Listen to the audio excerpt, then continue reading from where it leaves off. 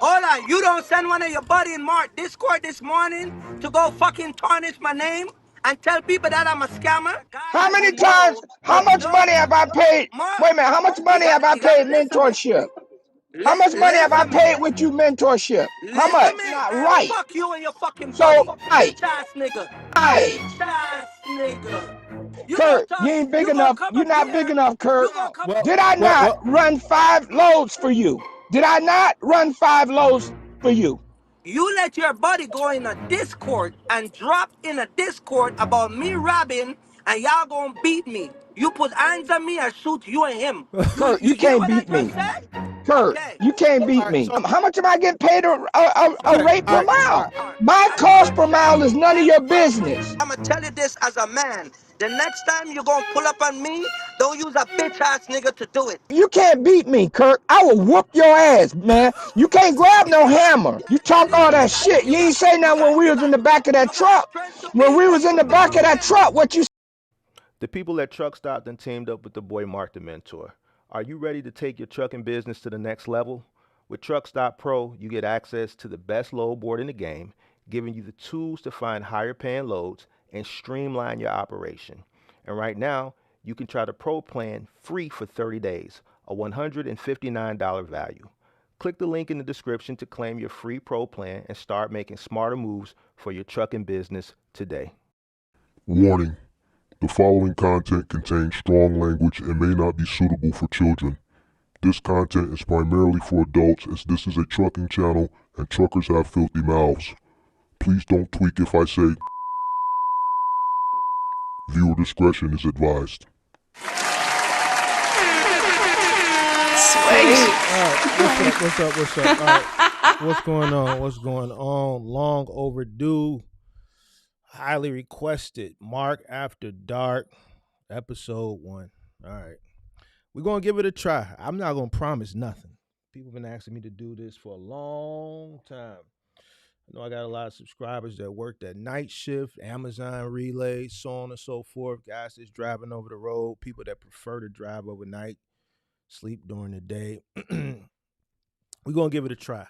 So this is gonna be a pilot episode. I'm not gonna like give a dedicated day or days when I'm gonna do Mark After Dark because man, this is after my bedtime. So whenever I can do it, we'll do it. I don't want to plan something, then it'd be a night my girl here, then I can't do it. I'm gonna let people down, or I'm just sleepy. So whenever I feel like, all right, man, I'm gonna stay up, I'm gonna be up late, I can do one tonight, then that's when we'll do it. All right, so boom. Uh Saturday night is Vernon Tells All. So make sure you guys are here for that Saturday night.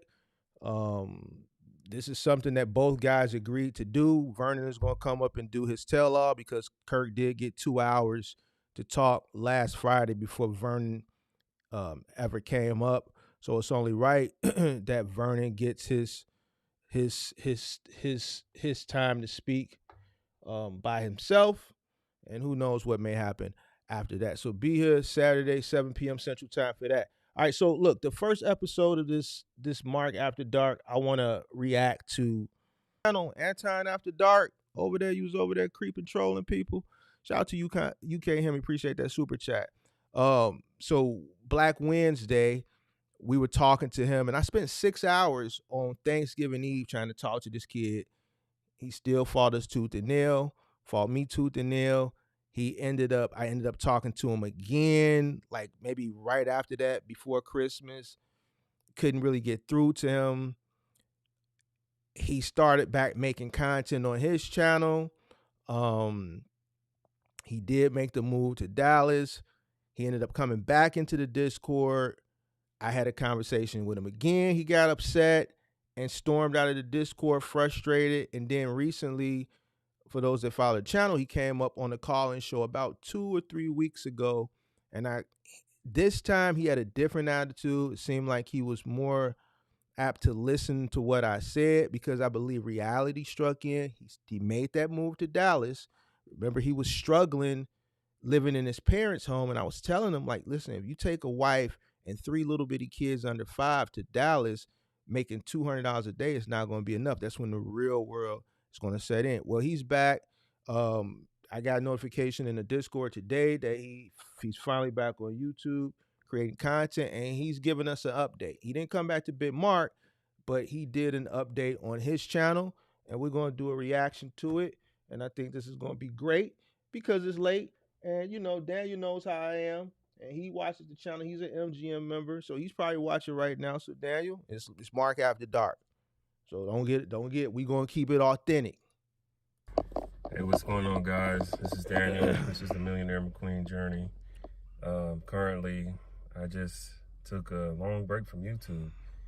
I just wanted to make a quick video about why that is. So, So, I know it's been a minute since... Y'all remember him, right? Y'all remember this guy, right? My last video. And you're probably wondering where I've been. So, let me explain. Damn, nigga, life happened. I ain't gonna lie to you. That's what happened, man. Nah, nigga, we don't want to hear that life happen shit. We don't want to hear it. Cause I told your goof ass what was going to happen if you took your wife that don't work, a 5-year-old, a 3-year-old, and a newborn cross country with no money, thinking that you was going to be able to sustain a living with the little money that you was making, that you couldn't survive there on your own. I don't know what made you thought you was going to go over there. See, what it was he ain't had to live on his own and really fend for himself with his family. So he doesn't know what that's like. And as an OG, myself and a bunch of other men that were in that Discord that they was trying to explain to him, like, listen, you got 5 mouths to feed off a gig app. You're not going to have the support and the shelter of your mom's house. See, what was going on was when his mom was getting tired of them, she would put him out and they go to her mama's house. And when she get tired, she put him out and then they go back to his mama's house. Now you on your own. I told him this. I don't know for any of those people out there who know the situation. If you don't, let me just quickly explain it. I moved from Denver, Colorado to Dallas, Texas with my family. It's me, my wife, our 3 beautiful children. And I moved out here despite a lot of people telling me that it was a bad idea, that I didn't have enough money, that some people said, like, I just recently purchased a cargo van, and I was just gonna start a cargo van business, and I thought it was so easy, and it didn't work out the way I thought it did, or would, I guess I should say, right? Hey man, look, I ain't laughing at him, man. I'm not laughing. Daniel, when you watch this, I'm not laughing at you, bro. I'm laughing at the fact that not only me, a bunch of us told you. Like, it was inevitable. But let me just tell you, man, like, if any of you guys were following, if you just recently subscribed or whatever within the past few weeks since I posted, thank you so much. I appreciate you guys, but I gotta inform you on where this channel's going, because one thing I realized is that, number one, I was burning myself out because one of the last videos I posted, I just put so much energy into it, and it didn't really get the type of feedback that I thought it would get. And so I realized I had to pigeonhole. I realized that I had to pivot because I did not want to pigeonhole myself into the cargo van niche. Don't get me wrong, cargo van, that's great, especially if that's what you want to do, or if you think that's what you want to do, go try it out. I tried it for myself. For me, it's just not enough money, man. So damn, let me tell y'all, man, you know what happened? I moved out here in December. I moved in the middle of the month. Everybody said it was a bad idea. Don't pressure yourself like that. You don't have them, like, you're transitioning to a new market. And, so I didn't have to worry about getting a job or anything like that because I refused to work a job. But I transferred my Amazon Flex account, my Target Shipped account, my Instacart account, Uber Eats account. Everything was set up ready to go when I got out here, and I started working right away. Then I was making videos every single day. Things were looking up, right? Until the first of the month came around, right? So once the first of the month came around, I did not have the rent at all. Like, I'm gonna tell you the truth, right? So I got out here on the 13th, and man, that was just hard just in itself. Like, we took the cargo van out here. We have a personal car that I'm in right now. We took this, and we took a U-Haul truck. So Alexis, that's my wife, her mother, my mother-in-law, whatever, and her husband, they helped us move out here, which was very nice of them. We didn't have to pay for movers and none of that type of stuff. They were very nice. They helped us. I appreciate them. Thank you, guys. But when we first got out here, like, I didn't realize how hard it is to move. Like, a lot of our stuff is in stores. Like, we've been staying. I'm not laughing at. Listen, I'm not laughing at his situation, man. Listen. If you've been following my channel, y'all witness how hard, I worked with this kid. I pleaded with this kid. I probably ain't put as much time as I put into this kid on and offline as I put into him with anybody. Everybody knows this. My time, this dude gave me headaches. And every single thing that I told him, he didn't even make it the first month. He said the first of the month came around. I'm still batting 1,000%. Wow. This is crazy, man. With our parents for so long, and I don't want to crowd up their house with all of our junk. I mean, outside of the stuff that we need, like day to day, but I had been buying stuff for like the past year or something, like before we were moving, because I was preparing for the move. So I had bought like, like twin bed for the kids, like entertainment center, all that type of stuff, like a projector screen, like everything. So when we moved, we had everything we needed, I mean, we haven't gotten to get like a new, set of dishes and all that type of little thing. We ain't got none of that stuff right now. We kind of low key in survival mode. I ain't gonna lie to you. Like, the apartment don't look trash. It's a nice setup, but it's just like, we need to get a storage unit because we got extra boxes that we can't fit, and our apartment didn't really come with too much storage other than like a closet. But it don't have, like, how some places have like storage outside, whatever. It don't have nothing like that. So we got to get a storage unit and get that cleaned up. I still need to set up my desk. That's another thing I got to talk about, because all right, so let me tell y'all, right? So as I started doing this YouTube stuff, and I was actually getting views and people were subscribing, and I was like, damn, like, to be honest, I don't know if y'all know, but I just hit 1,000 watch hours thanks to y'all. I posted for, I think, like a week straight, like 9 videos, and I already got up to 500 subscribers and 1,000 watch hours, which it's not the most impressive timeline, but some people it takes years and years to get monetized. And I feel like, damn, I posted for 1 week, and I mean, even though I waited 3 weeks, like, I still been getting views on those videos and people still been subscribing. I commented on every single video, like every single video that people commented on, I replied to every single comment. Like, that was a lot of work just in and of itself or whatever, but I was really just nervous, man, because I was like, damn, like, what am I supposed to do? Like, I don't want to do the cargo van. Like, what the hell am I supposed to make a video about a cargo van?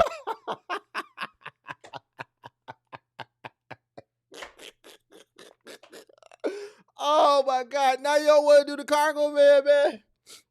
Oh, now you don't want to do the cargo van, man.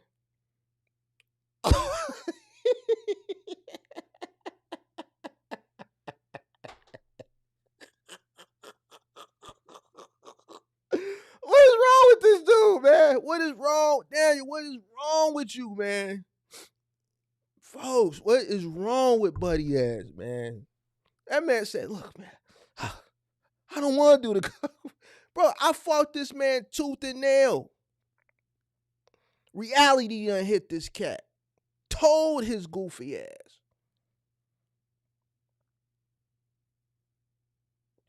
Man. I'm not even a successful cargo van person. Like, I do Amazon Flex. People talking about, what's up with the vest? They like, you didn't even watch the video, dude. I said, I got a cargo van, and one thing you can do with a cargo van is do gig apps. Like, you don't, whatever, it doesn't matter. Like, I'm just telling y'all, like, that's not where I'm going with it right now. To be honest, he's sitting in the van mad. He ain't even, he talking to the camera, man. He's just frustrated, bro. He's frustrated. Mad as hell talking to the camera. The cargo van, yeah, I'm probably about to quit, man, because it just don't make sense. Like, I got a family of 5, bro. Like, if you got a family of 5, and if your wife don't work, like, cause we homeschool and she's a stay-at-home wife, so yeah, that wasn't gonna work, bro. Hey, don't this sound like deja vu? Don't this sound like deja vu? This dude fought me tooth and nail. Now he's regurgitating everything that I gave him mentorship on for free. I sat up here for hours. What was that, in October and November? And everything that I told him, he's regurgitated. Y'all remember that call-in show? And some of y'all was in that Discord. See what happened with him was it's unfortunate that it took this. It took for him to get out on his own in the real world. His wife, his 5-year-old, his 3-year-old, and his 4 or 5 or 6 month old, whatever. I think the baby is 6 month old. So you got a 6 month old, a 4-year-old, and a 5-year-old, and his wife who doesn't work. He does Amazon Flex. He lived with his wife and his 3 little bitty kids at his mother's house. So he didn't really understand. So what we were trying to tell him, he's living through it now. His math wasn't mathing. I told him this. Now the world done kicked his ass. See, sometimes the world got to kick your ass. You'll have good people around you that's giving you sound advice from wisdom. I'm old enough to be his, how old is Daniel? 30? Well, I ain't quite, yeah, I'm old enough to be his daddy. But sometimes, this younger generation, they don't like to listen to wisdom. Sometimes the real world got to kick them in their ass for them to wake the fuck up. Even if you make $300 a day in a cargo van, like, you got to consider expenses. Like, I got to pay $500 a month just for my car note, and then, like, the insurance is like $300. That's not even commercial insurance. Commercial insurance is like $1,000. So if I want to stop doing gig apps and stuff, if I want to get a contract, then I got to, like, factor in more costs for the, for the insurance. That's like $1,000 a month. So, damn, dude, that's not gonna be enough money. Like, what the hell? I'm gonna pay myself $100 a day or something. So I started looking for jobs. I ain't gonna lie. Like, I know I haven't worked a job in 10 years. I ain't gonna lie. What? To you. Like, ever since I was 21, I guess not 10 years, technically like 9 years I haven't worked a job. But I mean, I worked like a few jobs for like a few days or maybe like a week. Like, I gotta rewind it. I thought I would never hear today. Damn, dude, that's not gonna be enough money. Like, what the hell? I'm gonna pay myself $100 a day or something. So I started looking for jobs. I ain't gonna lie. Like, I know I haven't worked a job in 10 years. I ain't gonna lie to you. Like, ever since I was 21, I guess not 10 years, technically like 9 years I haven't worked a job. But I mean, I worked like a few jobs for like a few days or maybe like a week. Like, but not for real. Like, when people say I've been working somewhere and they've been there for 6 months or 2 years or 3 years, 6 years. No, I have not worked a job like that. Yeah, like, the most I worked a job was like for like a week. Then I quit. Like, I don't do a job. You know what I'm saying? So I started getting real desperate, man. Like, I was like desperate. I'm talking about, like, look, I smoke weed and everything, bro. I did not care about no weed no more. Like, I thought we was going to be going back to Colorado, whatever, I ain't gonna say that, but if you know, then you know. But that's how you know I was in desperate situations. I don't even care about smoking weed no more. Like, I done jeopardized so much situations for weed. Like, I got kicked out of the military for smoking weed when I played college football. That ruined my college football career because I got caught smoking weed in the dorm. And then the cop who was there, whatever, because they were doing inspections and the cop was going door to door, whatever.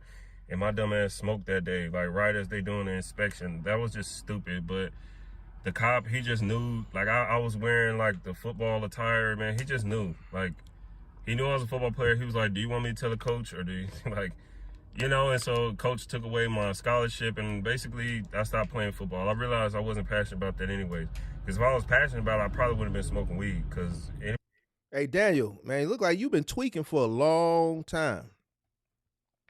You've been tweaking, Daniel. Everybody trying to go to the league and stuff. I know some people get away with smoking weed, but ultimately, like, you gotta put your priorities, you know what I'm saying? Like, so I'm saying a lot to say this, right? I started to get desperate out here. Like, I ain't moving back though, you know what I'm saying? So I had to get creative, you feel me? So I was doing this YouTube, and obviously the YouTube, even if I got monetized today, what the hell? I'm like, if I get 10,000 views on a video, what if I get paid $3 per 1,000 views? That's like $30 or something. What the hell? Like, I ain't gonna make no money off no YouTube no time soon. Like, you need like millions of views to start making real sustainable money. And even then, like, you could lose the views. Like, you have to find different ways to monetize. Getting rich on YouTube is not no quick feat. You know, at this point, I'm just doing it because I like doing this. You know what I mean? But that's why I took a break, because I didn't want to pigeonhole myself in the cargo van and just like, I'm not trying to sell nobody no courses. I'm not a guru, nigga. They're like, hey, bro, I'm here to tell y'all, like, just witness the journey, you know what I'm saying? Like, for people who want to build something from nothing, like, if you want to see somebody build something from nothing, and then, like, this is kind of like a vibe we created over here, where it's like a community of people who trying to get it out the mud, or build up, or maybe you already set up and you got some advice to offer. Like, say it in the comments. Like, people read the comments and stuff, so you never know who's out there and who can help each other, whatever, man. Like, that's what I'm trying to do over here. I'm trying to build a community of entrepreneurs, or just people in general who's trying to better themselves, whatever. It's all about bettering yourself, you know what I mean? All right, so let me go to the next thing. Whew. All right, bro. This man out of breath. Oh, shit. I was talking about getting desperate, right? So, oh, man, this guy is so funny. Once I started getting desperate, man, but I was posting on YouTube. I was consistent about that for like a good, like I said, it was like a good week or so. I was posting every single day, man. Like, that takes a lot of work. You gotta think, like, I'm out here doing 3-4 routes a day, and then on top of that, I'm filming a YouTube video, and then I gotta go home and then edit it, and I still gotta balance like work life and home, and then time with my kids and my wife, and like, it's a lot, bro. I ain't gonna lie to you. Like, stress. You know what I'm saying? Like, stress. So damn. But since I was doing so good with the YouTube, I just, you know, there was a time where a couple years back, I think it was like 3 or 4 years back or something, like, because I've been making videos for a while. Like, about 5 years ago, I started a YouTube channel, and I just gave up because it just wasn't working. But because I started a YouTube channel, my mom, she recommended me to her job at the time. It was a nonprofit where they help small business owners and stuff like that. And so basically they were having like some type of banquet or something where they wanted to put together a presentation of all the business owners and them you know, explaining what their business is and different things like that. So I actually coordinated setting up not photo shoots, but, you know, filming sessions with about 20 different business owners. These were all like African immigrants or whatever. Like, that was what the nonprofit was. It was anyways, that's not that important, but I don't know, that's just what it was, right? So, well, I do, hey, look, because some of them, it depends on what, you know, what country they from. They're all different. I ain't even gonna lie to you, bro. Like, people just be saying African all the time. Like, bro, African people don't even say African. They say, like, I'm from Ghana, or I'm from Kenya, or Ethiopia, Eritrea. I don't know how you say that properly, but you know what I'm saying. So I got to meet a lot of different people, which was cool. But working with all these different people, it was like a lot. But to make a long story short, I got paid about $2,400 for that, which turns out to be a bad like deal, because it took me like a month to film everything. But hey, man, like, that was my first paid gig. And so the first thing I thought when I was doing good on YouTube was like, I'm gonna call my mom, because she now has a nonprofit, because she used to work for this nonprofit. I used to always tell her, like, you should work for yourself. Like, you should do your own thing, be an entrepreneur. And then one day she got tired of working for them, and she ended up starting her own nonprofit. Anyways, that was a few years ago. She started a nonprofit shortly after I made those videos for for the nonprofit that she was previously working at. But anyways, because she had this nonprofit, I went to her website. I noticed she didn't have no video explaining stuff, and her nonprofit was just it was just confusing to me. I didn't know nothing about nonprofits, to be honest with you. Like, that's a culture that, like, if you don't know nothing about it, you just don't know nothing about it, you know? So I had to, like, step into this world of, like, nonprofit. But let me stop. Hold on. Let me tell you. So I called my mom and I told her, like, hey, do you have any videos, like why you don't have no videos on the website? Let me make you one for free. Because what I was going to do was I was going to pivot and I was going to showcase, me making a video for my mom and kind of pitch it to different small business owners out here in Dallas, Texas, or wherever. I didn't know. This was just an idea I had, right? So I called my mom and I started telling her, like, we should put a video on the website. I'll make it for free, whoop de whoop, right? And then I started asking her questions because I was just like, I looked at her social media and I was like, y'all got zero engagement on social media. Like, who runs that? She talking about somebody in Mexico. He has like a full service marketing service, whatever. And I was just like, well, you need to fire him and all this different type of stuff. And anyways, we started going back and forth, and like my mom came up with this proposal that like I come and work with her, not as an employee. I'm not W-2, but I'm a 1099 independent contractor working with my mom now. Now it makes sense why he called up on the call-in show. What was that, 2 or 3 weeks ago, to get advice when I advised him, because he was fucked up. He just didn't say it. He's saying it now. He was fucked up. At her nonprofit. And originally, we didn't really know what my role was going to be, because my mom, she wants to build generational wealth. Like, my daughter, Autumn, she's the middle child, and she's just very, very advanced. Like, I'm only talking about her right now. My other 2 children are wonderful, obviously, right? We have a newborn. Her name is Charlie. And my oldest, of course, I named him after me. His name is Daniel the 4th. I'm the 3rd. So, anyways, so, damn, where was I going with that? Okay. But Autumn, she's like, everybody's like, oh my gosh, she's so smart. She's only 3 years old, and she'll just have a full conversation with you, whatever, right?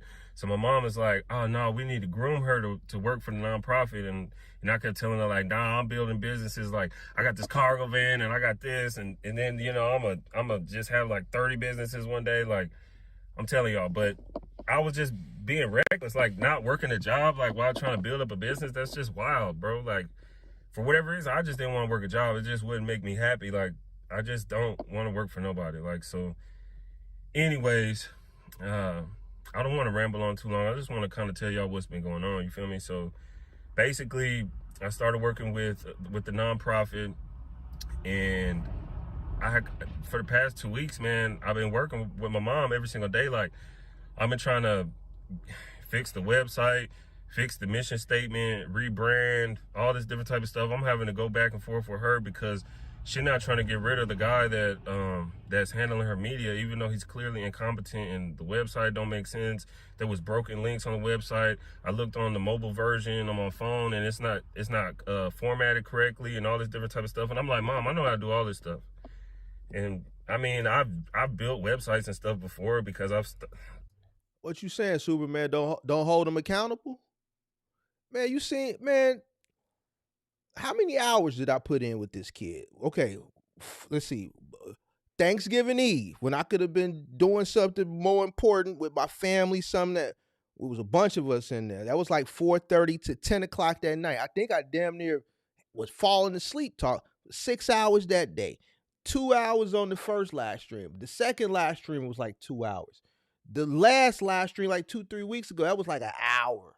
He came in the Discord before this last live stream and got mad, and I told his ass to get a job. That was about, man, I probably spent the whole 24 hours with this kid. You telling me don't hold him accountable? All right, I'm going to think about it. I'm going to think about it, man. I'm going to think about it. I'm going to think about it. I'm going to think about it. I'm going to think about it. Like, when I first, like I said, I've been an entrepreneur, so I done built businesses. And when you build a business, like, you start an LLC, you got to get your EIN, you got to start a business bank account, you need a website, an email. So I've done all this type of stuff,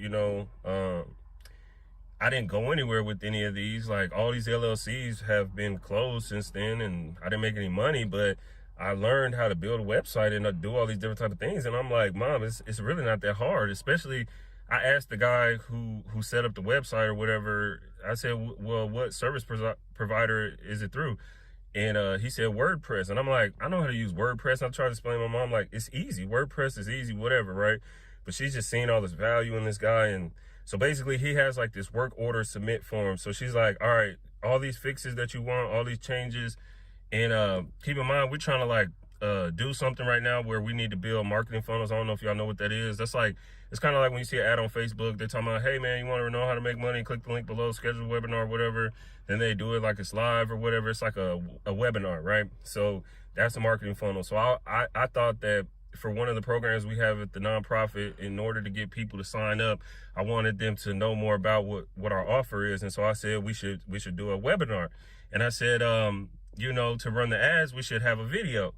And I didn't want to make a video. I told my mom to make a video, but since I'm not in Colorado, I can't film it for her. And so I told the media guy, I told him, hey, can you make a 1-minute video using AI voiceover and using stock footage, basically to, like, I gave him a script. I came, oh, this is another thing. Hold on, just a side note. I started using ChatGPT.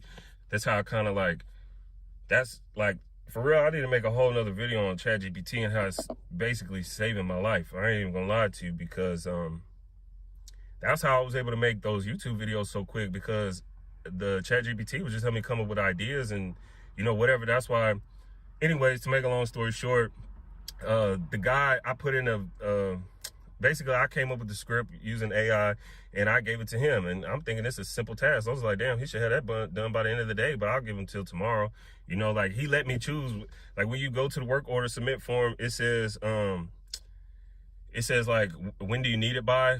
So I'm like, shit, it's urgent. I need it by tomorrow. You know, I'm trying to get these marketing funnels going and stuff. And dude, just like, he didn't even say nothing back until the next day. And then so I had to reach out to him and I'd be like, hey man, I was submitted a work order form for a 1-minute video using AI voiceover and stock footage. What's up with that? And he's like, oh yeah, you know, edits are going to be he said it's in production right now, and video edits are a little bit more challenging. So it's going to take about 5 days. And I didn't even say nothing back to him. What I did was I went to my mom and I proposed. I used ChatGPT to write a proposal to her to fire him immediately. I said, he's had 0 engagement on the channel. He's been working for the past like 8 months. She got like 40 followers on social media and 0 engagement. And the website had all these broken links. I remember we took a call with him, and this was the first time I was meeting him, one of my first days working. And I told him like, hey, I mean, I looked at the website, there's some broken links, and also the mobile version is not working. So I was like, do I need to submit a work order form? Because I guess that's how we do everything, is through work order forms or whatever. And he was like, nah. See, he said, since you have me here on the line, he's like, no, you're not going to have to do that, right? And so he never even fixed the broken links and stuff. So I don't even know how to explain it to you. It's when you go to the homepage of the website, it said, learn more about our services. That's a broken link that leads to nowhere. And like, my mom is telling me that this guy is so valuable and she pays him like $1,000 a month, and she's acting like I'm checking his pockets or something, like counting his pockets. Like, I'm like, no, if you paying him for something, like, where's the results? There's no measurable KPIs. There's no deliverables and turnaround times. This dude, like, to make a long story short, dude, I've been trying to get rid of this guy for the last 2 weeks, and I think we finally got somewhere with it. At least I got him out of my hair, because now I had to request administrative access to the website so that I could fix everything up, because we need to rebrand and we need to like fix everything from the bottom up. You know, I'm gonna talk more about this, but I just kind of wanted to give y'all a little like update of where I've been and stuff like that. What's to come in the future, man? Well, for right now, I kind of got a new thing going, right? So since I'm working with my mom, I've been getting 20 hours a week. So it's not full time, but now I don't have to work as hard doing the Amazon and the Shipped and like whatever, right? Basically, what I'm trying to say is I got a new thing going on, man. I'm doing Amazon. I got this new gig where I'm working with my mom at the nonprofit, and I'm gonna just do Uber Eats and Instacart too on the side. Like, I'm gonna do everything I can do to get this money, but I'm just telling y'all, man, like, this is where the channel's going. If y'all really just rocking with me still, then that's cool. But if y'all just looking for the cargo van content, then I understand, bro. I still recommend everybody go to Mark the Mentor. He's pretty much the best when it comes to that. You know, I mean, he really specified, like, his niche is box trucks, but cargo van kind of fit into that sub niche a little bit, like, you know what I'm saying? Cargo van, you know, cargo van kind of like at the bottom. You got box trucks, semi truck, you know, the hierarchy, right? So if that's what y'all into, I would say go over there, man. He does a call in usually like once a week. You could call in live, call in with your problems, all your questions, all the stuff y'all be asking me. I'm not no expert. He's an expert. And I'm not gonna lie to you, depending on your situation, he might tell you to get a job. And that's just the reality of it. And he's probably right, because he was right with me. And like, cause I had talked to him before I came out here to Dallas. He said, don't do that. That's a terrible idea. Don't move your family out there. That's not enough money. Blah, blah, blah, blah, blah, whatever, dude. And at this point, I ain't gonna lie to you. I'm quitting the cargo van business altogether, pretty much. Like, I know I just started paying it off. I'm just gonna pay it off until maybe I could trade it in and get something that I could use with my family, and maybe I could just do Uber. No, maybe I could just do Uber and like drive people maybe a couple times a week, so that I could pay the car payment or whatever until I pay it off. Like, I'm just trying to figure out a way to get out of the cargo van at this point, man. And I got a lot more to talk about with that, because I made a bad purchase, dude. I bought a hybrid. Like, I'm not even gonna lie to you. I didn't know nothing about that. I shouldn't have bought a hybrid. That's a whole nother layer, because whoo, man, just stay tuned, because I got a lot. I'm not even going to... Dude, this is just a teaser of what's... Like, where the hell I've been at. I'm not done with YouTube. I'm back, okay? I'm back. I'm going to be posting as often as I can, man. I'm busy as hell out here. It's fucking real life. I ain't even going to lie to y'all. You feel me? But, hey, thank you for those that y'all who's rocking with me. If this is your first time here or you haven't subscribed yet, This man says real life. Like I said, this is Hold on. This man said this is fucking real life. Wait a minute. Hold on. This guy, he's hilarious, man. He said, don't do that. That's a terrible idea. Don't move your family out there. That's not enough money. Blah, blah, blah, blah, blah. Whatever, dude. Family, and maybe I could just do Uber. No, maybe I could just do Uber and like drive people maybe a couple times a week, so that I could pay the car payment or whatever until I pay it off. Like, I'm just trying to figure out a way to get out of the cargo van at this point, man. And I got a lot more to talk about with that, because I made a bad purchase, dude. I bought a hybrid. Like, I'm not even gonna lie to you. I didn't know nothing about that. I shouldn't have bought a hybrid. That's a whole nother layer, because, whoo, man, just stay tuned, because I got a lot. I'm not even gonna... Dude, this is just a teaser of what's... Like, where the hell I've been at. I'm not done with YouTube. I'm back, okay? I'm back. I'm gonna be posting as often as I can, man. I'm busy as hell out here. It's fucking real life. I ain't even gonna lie to y'all. You feel me? What did he thought it was going to be? What he thought it was going to be. I told this goofy, Daniel, it's Mark After Dark. I told your goof ass, when you go out to Dallas, you ain't living under your mama roof no more with your wife and your 3 kids. You going to have real bills. I told you, and a bunch of other grown men in the Discord told you. Now you up here on the internet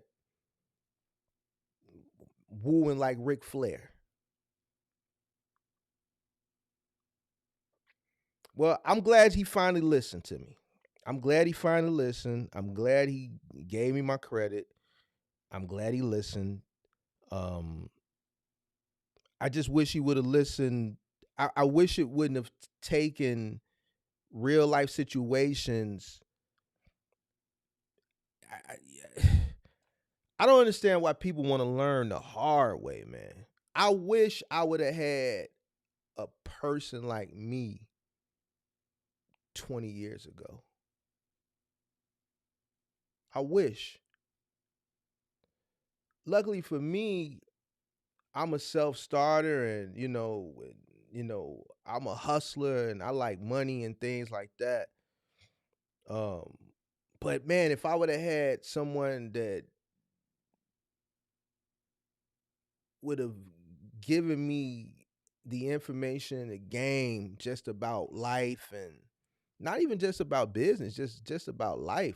A lot of the bad choices and decisions that I made in my 20s, I could have avoided them. I could have probably got a 5-year head start from when I started. It was, back in my day, we admired the OGs. I remember when the OGs would talk, we would be quiet and listen. We loved hearing that game. Now, when you try to give young people advice, you're a hater. I'm a hater to a motherfucker who don't got shit. They trying to get to where you at, and they consider you a hater for telling them right and wrong.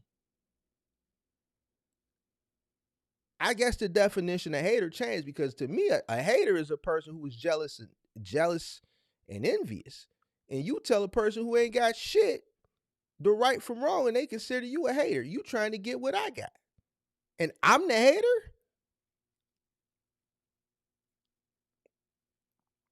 I don't understand it.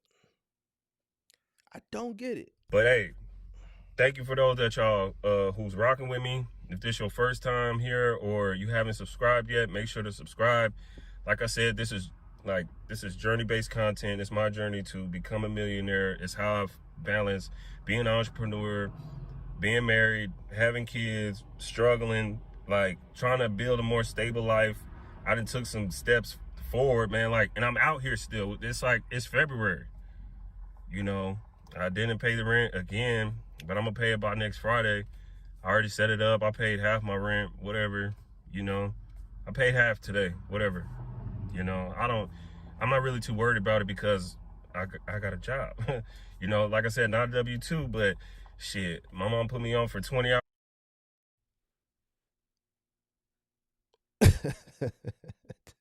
Did this motherfucker just say, did he just say what I think?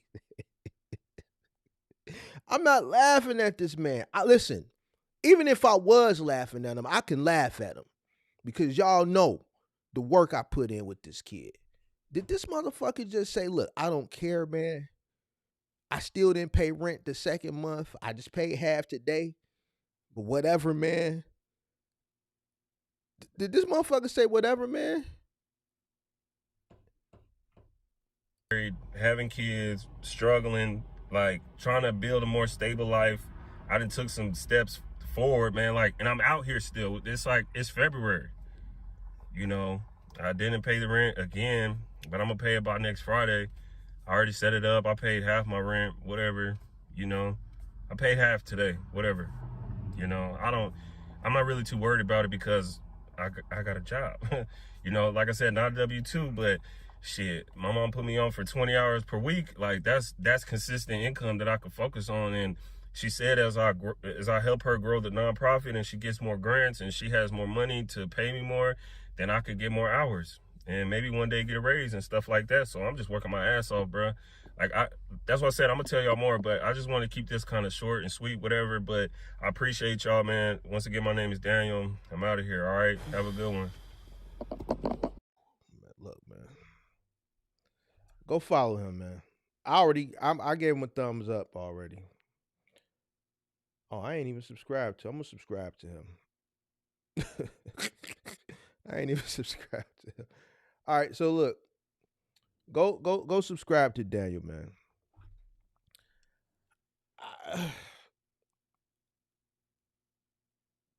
I think I think he's on his way. Obviously, based off the context, he still has a lot to learn.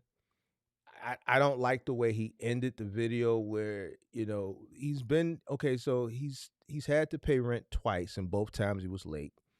Today is the 7th now, so yesterday was the 6th. Obviously, you got 5 days to pay rent before it's late. So he was late because the video came out yesterday.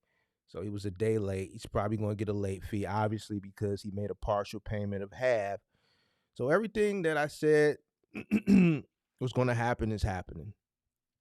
And, a lot of the times when a lot of these kids come up on the channel and, the flack that I get from this generation, they think you really be hating on them. They think you really be hating on them. I get this a lot, man. You crushing my dreams. You a dream crusher. I think he said I was a dream crusher. And what they don't realize is, no, I'm not crushing your dreams. I'm just giving you reality. I'm not like, it's not pessimistic what I'm telling you.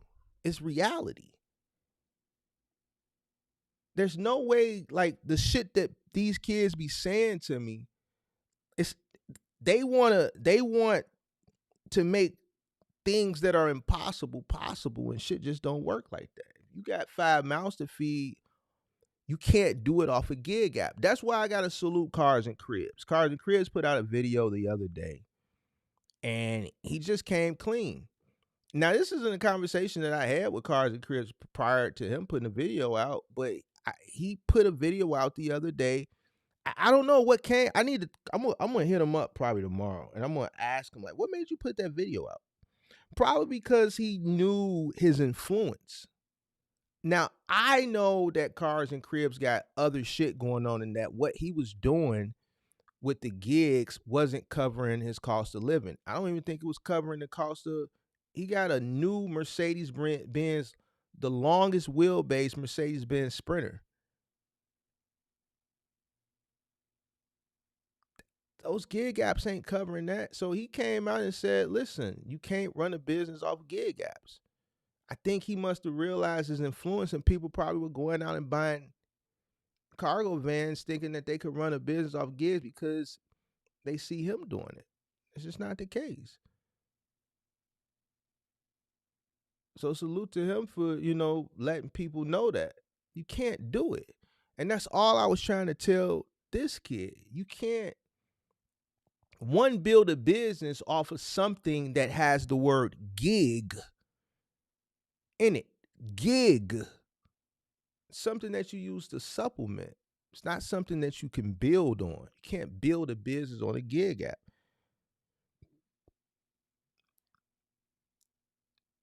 It's not for certain. Anything can happen.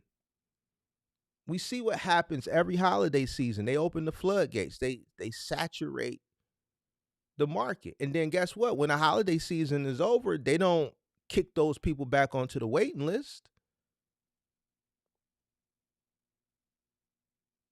And then January comes, and now you got all these gig tubers that are complaining online. All of them are complaining. All of them complained all January. I don't even think Cars and I think he's been in his car. He wasn't complaining because he's not. He ain't. That ain't his bread and butter. But the other ones that pay their bills and cover their costs, they complain. I think I was watching one, he was like, man, if it wasn't for his YouTube check, he wouldn't have been able to pay his rent.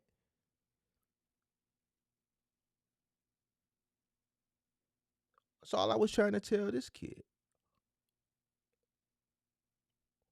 Reality kicked in though. Once he got his ass out to Dallas and that rent hit his ass, he couldn't keep up. And that's what I told him.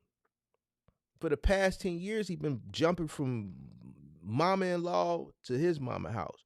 But I'm glad in the grand scheme of things, I'm glad that he did humble himself, because we did have a knockdown drag out about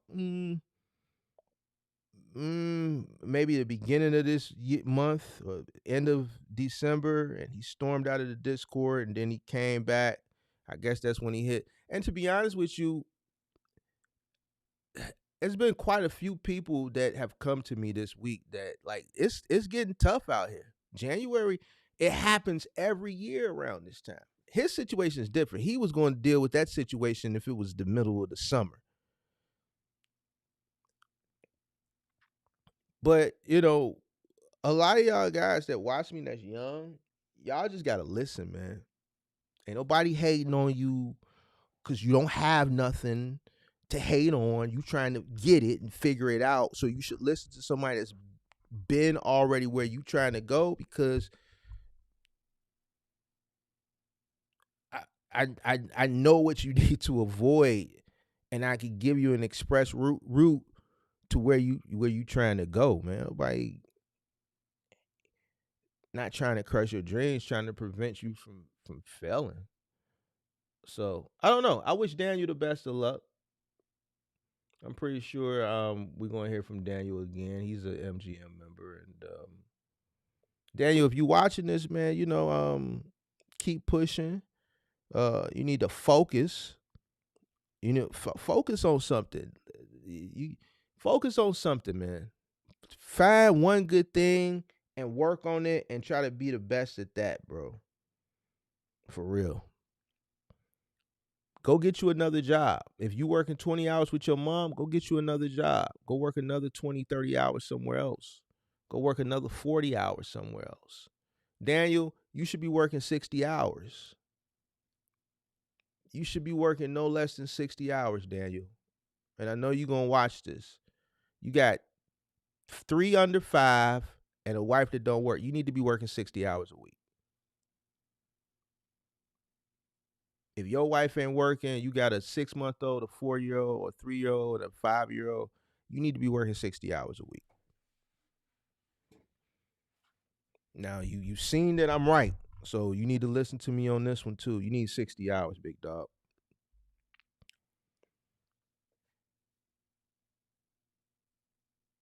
Y'all go follow him.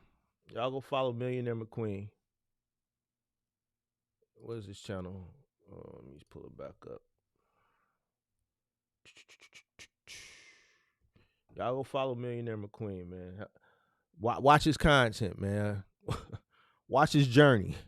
Watch his journey. Watch his journey.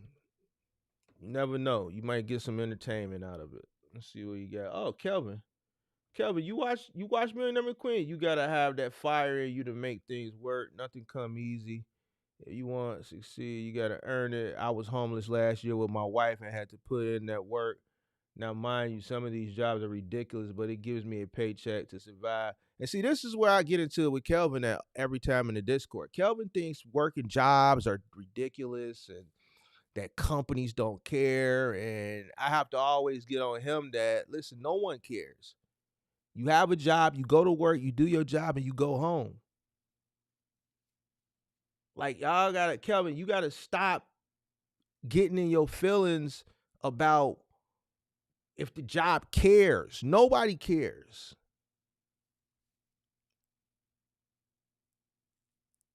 I remember I had to go back and forth with Kelvin when the Pepsi shit happened. Then he was in the Discord last week and I had to correct him. Kelvin, no one cares. All companies care about is revenue.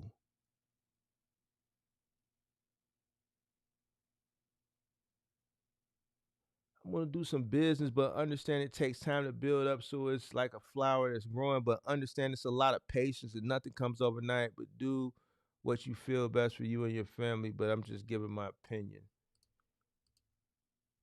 Thank you for sharing your story, Kelvin. Your perspective is so real and inspiring. Success really does take patience, hard work, and a lot of fire to keep pushing through tough times. It sounds like you've been through so much and your determination is truly admirable. I couldn't agree more that building something meaningful is like nurturing a flower. It takes time, care, and persistence. Wishing you all the best in your journey. I appreciate your advice and support. Stay strong and keep growing.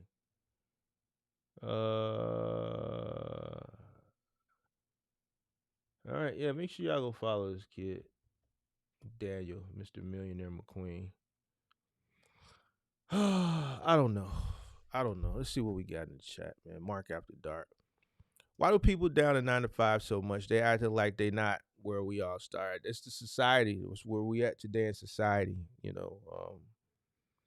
It's promoted that 9 to 5s are, slave work and that everybody should be your own boss and generational wealth and this, that, and the third, which is all great, all that power to that. But now let's keep it real. Everybody ain't gonna make it. A small percentage of people are entrepreneurs. A small percentage of people that try entrepreneurship actually succeed. So at the end of the day, the majority of the people that do follow this whole trend are going to fail. That's just the reality. It sounds negative. Oh, Mark, you're being whatever. What do they call that shit? A fancy Nancy or whatever the fuck that shit is called. Whatever it's called. Something, a negative Nancy or whatever it shit is. But that's just the reality of it. It's just like what I was telling Daniel. I wasn't being negative. I was giving him reality. So the reason why so many people do want to go into entrepreneurship is because that's what's being promoted. But here's the thing, only the strong people that go into it are going to survive. The weak are going to perish. Whatever industry an individual goes into for entrepreneurship, the industry is going to correct the weak people out. And that's just, it is what it is. The industry is going to correct the weak people out, and the other competitors that you're competing against that are stronger than you, that are going above and beyond, are going to get you up out the way as well too. You know what I like about Daniel? Is he's smart. When you listen to him, you could tell he's smart. He's well versed. It's something there. I don't know what it is. It might be ADHD. Something there. And I know Daniel watches me, but Daniel, know I'm gonna always keep it a buck. I think everybody knows that at this point.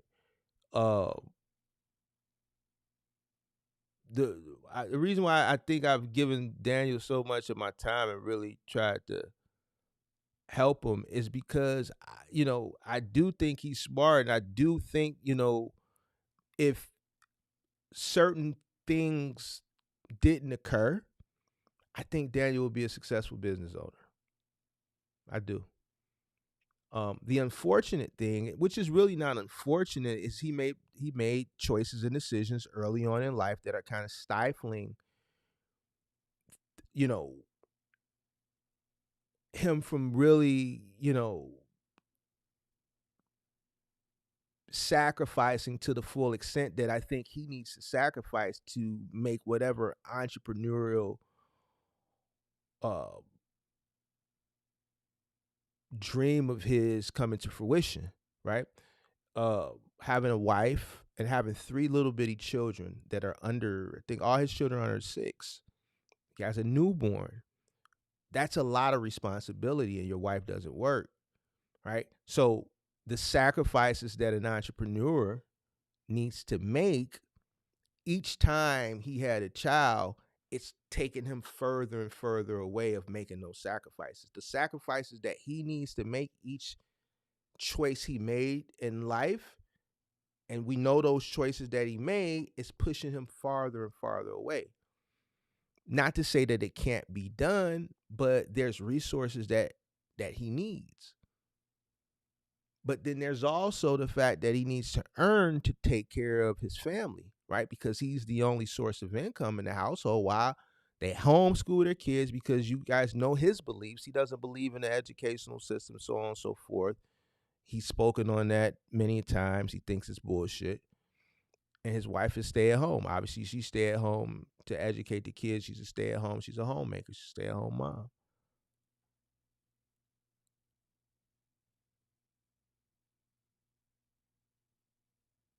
So the time that he needs to invest, right, into building a business, he can't.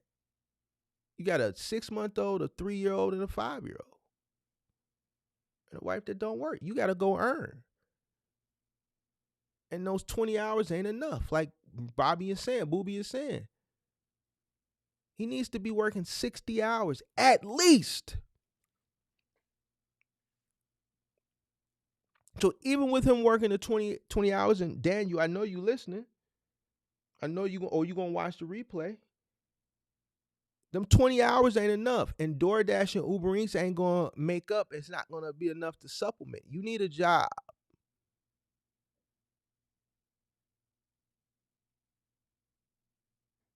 You need another 40 somewhere. You need to go find you a full time.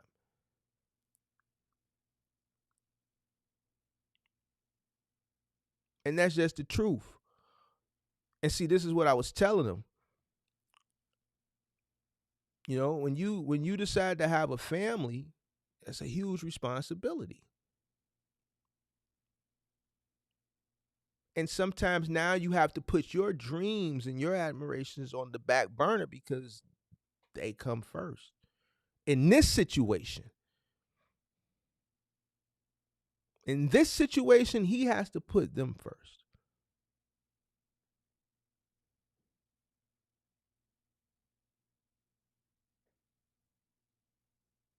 So when I don't know. I like Daniel. That's why I give him so much time, and this is why I know when I talk to him, when he calls and he comes into the Discord, when he calls up on the call-in show, I know he's going to give me a headache. But look what happened. He finally got through to him. It took some time, but he's one of the guys that we finally got through to him, and I feel good. I feel good. Um, and I wish his, it's like, it's obvious he has, so much passion for entrepreneurship. It's just, those choices and decisions that he made early on in life, it's going to be kind of hard for him, so, maybe there's someone out there that's watching that, can take this as a learning lesson. So, yep, I think we all in agreement 20 hours ain't going to be enough. At some point, there was a stressor in his life early on. Maybe the football thing, don't know, but something has made him avoid anything structured where it isn't in charge. Stress comes. It could be. I just, it may not be as detailed as that. It could just be, Daniel's only 30. He's part of this whole new wave. Even with the YouTube thing, he thinks he's gonna. Well, I think he realizes now, like, you're not gonna make $100,000 a month off YouTube. Like, that's something you have to build, and it's something that you have to present some type of entertainment or some type of education or edutainment, but you have to present some type of value.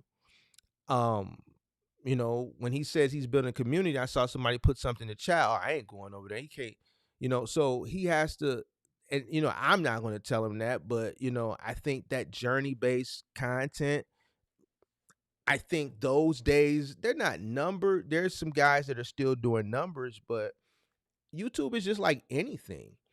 The more saturated it becomes, the harder it's going to be to stand out.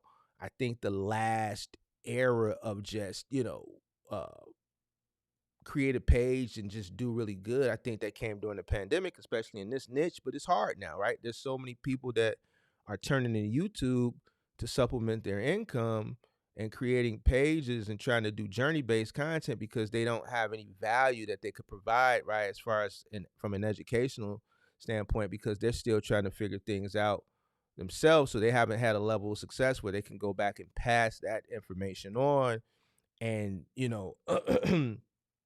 and the results will be shown within the community, because then the community will come back and say, hey, I tried this and it works, so on and so forth. Or if you're not an entertainer, so then you do journey-based content, but that kind of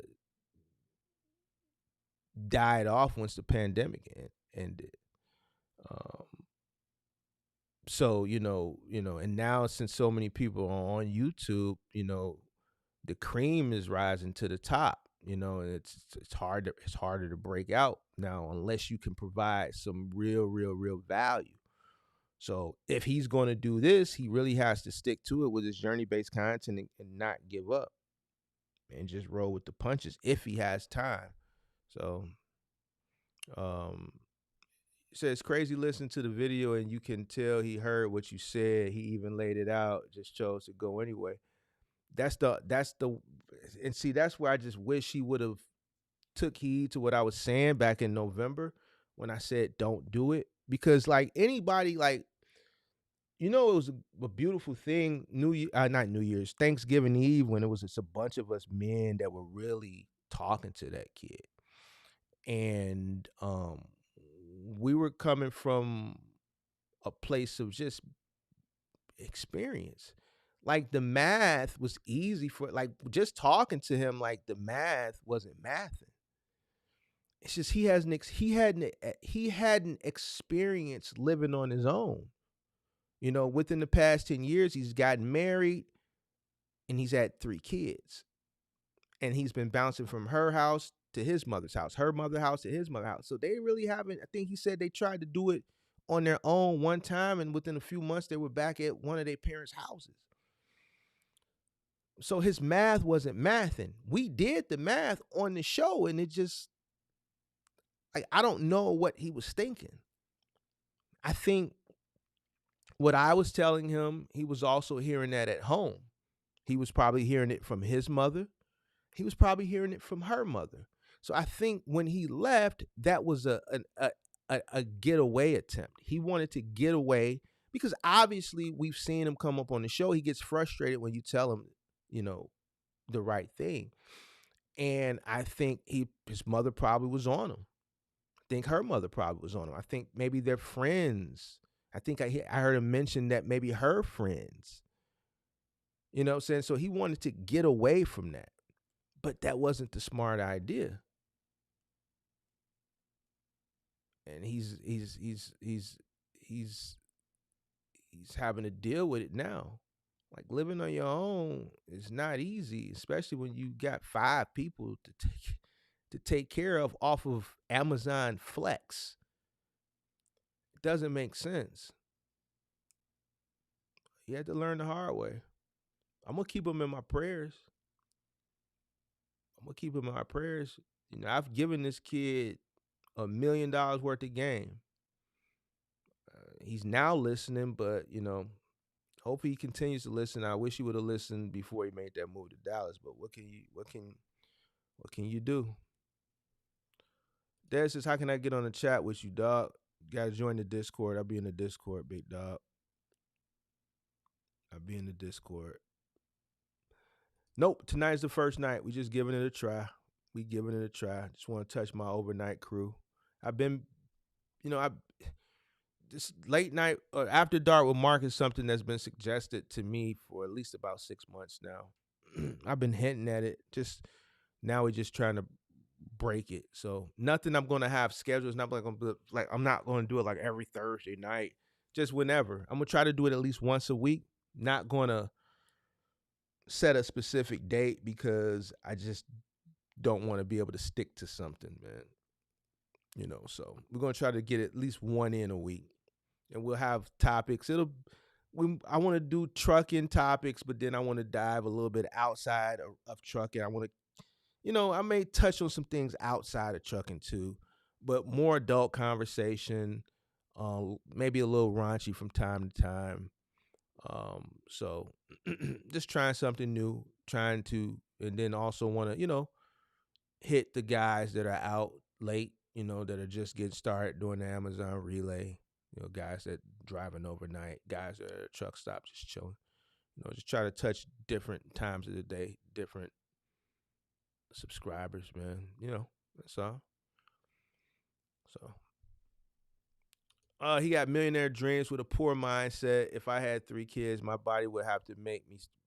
And believe it, I told him that. I told him that 3 months ago.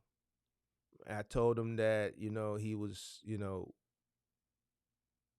being selfish. I think that's the words I used. Said, you're being selfish. You're not thinking about the kids.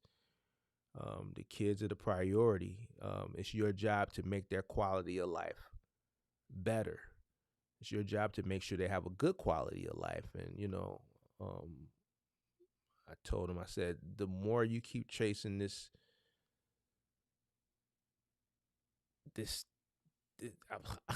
like what he was chasing wasn't realistic. Like, you can't build a business off of a gig app. You just can't. And, he finally listened. So that's a good thing. It's crazy listening to the video and you can tell he heard what you talking. Okay, I read that one.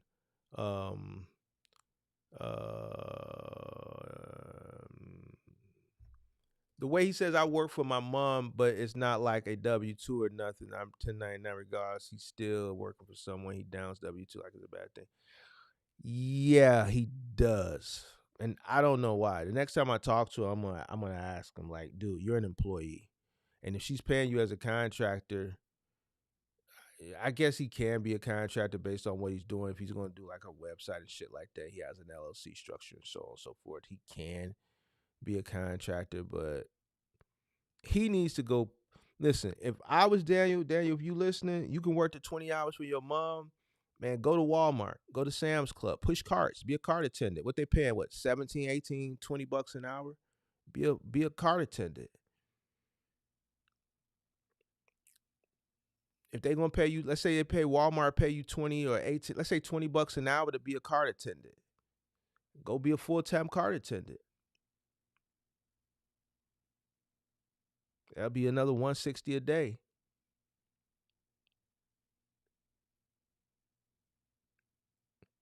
Do something. Go work in the stock room. Work your way up. There's nothing wrong with a job. I think he needs a job. That'll give him some type of structure. It'll give him some type of organization. It'll help him. I learned a lot. The few jobs that I had, the things that I learned, I was able to implement them when I started my business. A lot of HR stuff and, just understanding the managerial roles and how to kind of, motivate and keep morale up, so on and so forth. All this stuff I learned from having corporate jobs. I think Daniel needs that. I think he needs to go get a job. I think it'll help him.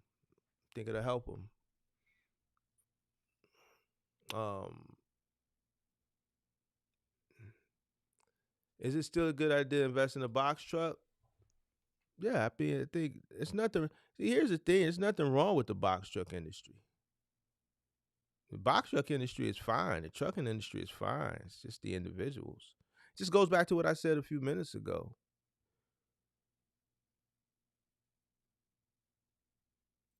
Not everybody can be an entrepreneur, and everybody that tries to be an entrepreneur, only a small percentage of those people are going to succeed. Whatever industry a person goes into for entrepreneurship, the industry and the other competitors are going to weed out the weak individuals. The reason why majority of the people fail in the box truck industry is because they don't go about things the right way. We see it all the time with the call-in show. Even with this gentleman that I just reviewed, with him wanting to start a cargo van business, he went about things the wrong way. You try to coach people. Nowadays, people don't want to listen. In 2.5 years, a little over 2 years, almost 3 years that I've been on YouTube, the mindset has shifted in my short time on YouTube. 2 years ago, a year and a half ago even, when I would talk to people, more people would take heed to the information.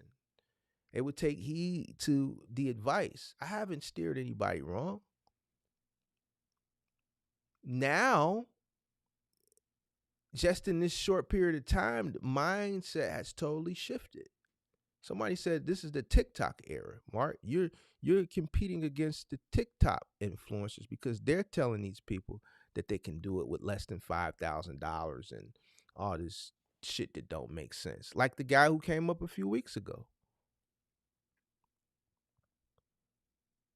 When you tell people the real, they villainize you or demonize you.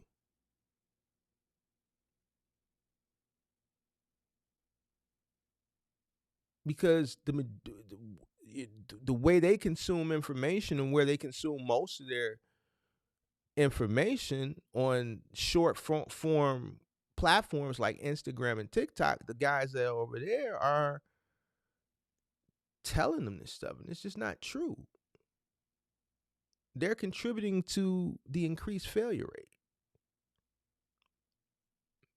Can you start a box truck business and succeed? Of course. Would I advise someone to start with a 26-footer with very minimal startup money? No.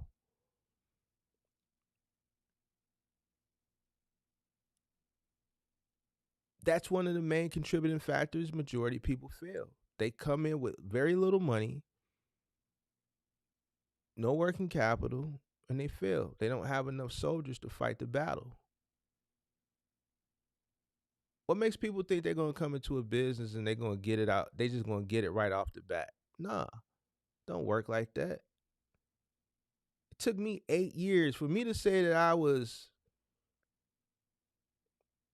an experienced, like in hindsight, right? 8 years. 8 years. So from 2010 to 2018, I could say yes. By 2018, I could say, listen, I could, if I wanted to at that time, if I wanted to consult and charge, it would have been fair. I think it took me that long to fully learn this industry inside and out.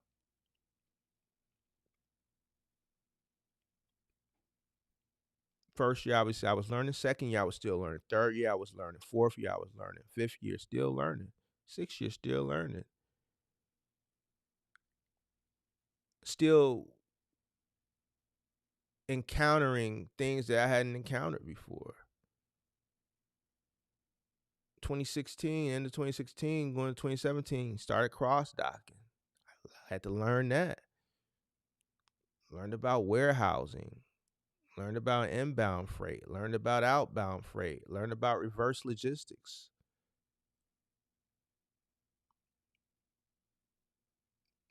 That taught me a lot.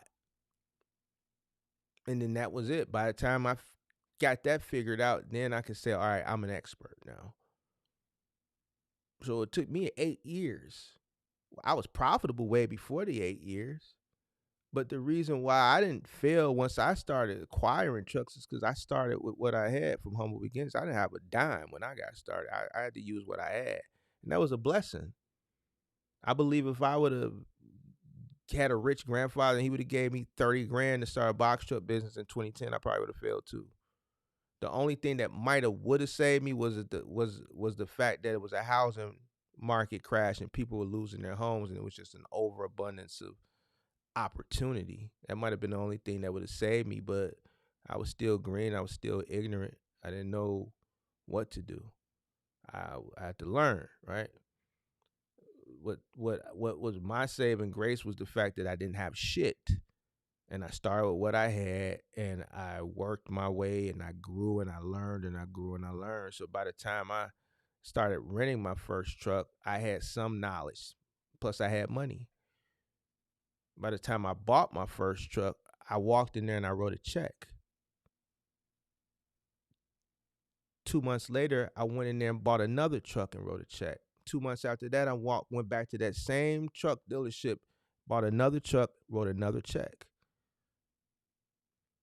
Right? So by the time I got to acquiring trucks, because I had started from humble beginnings and worked my way up, when I bought my first truck, I bought it cash. Yeah, that was a different time period too. Trucks were a lot cheaper. We can't. I'm always going to be transparent with you. But if a person took that same blueprint today and did it, it would still be the equivalent to what I did back then. Just money is just, the dollar just doesn't take you as far now, but there's more money available now. There's more money available now. But here's the thing. You're going to work harder too. It's more competition. As time goes on, things get harder.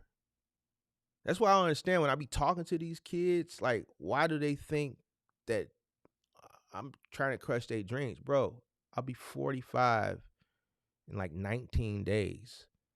I've lived a long time. I've never seen things go in reverse. I've seen things get hard. I've seen things get harder. All right. The earlier you are into something, the better it is. That's why they call you an early adopter. It's just like buying real estate. We were talking in the Discord yesterday. Everybody that's in here that's over 40 that has boomer parents, all of our parents paid less than $100,000 for their homes. Now those homes are worth a couple $100,000. My mama paid $59,000 for a house. That house worth a couple $100,000 now. All right. So the earlier you are into something, the better off it is, right? Everybody wants to be a business owner now. Everybody has a cargo van now. Everybody has a box truck now. Everybody has a 26-footer. Everybody has a semi truck now. So there's more competition, more people to compete against.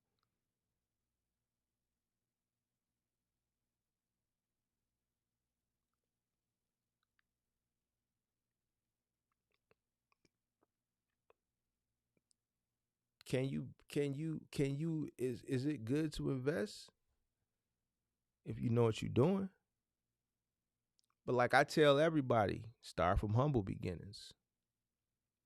Practice delayed gratification. Don't chase instant gratification. It took me 4 years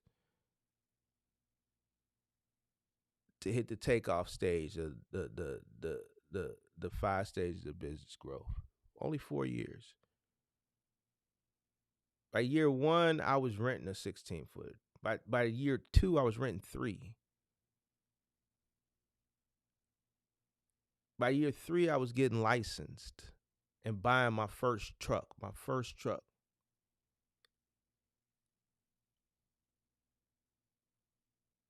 Bought like 7 trucks in my 4th year. I think I bought 7 in 2014, if I'm not mistaken.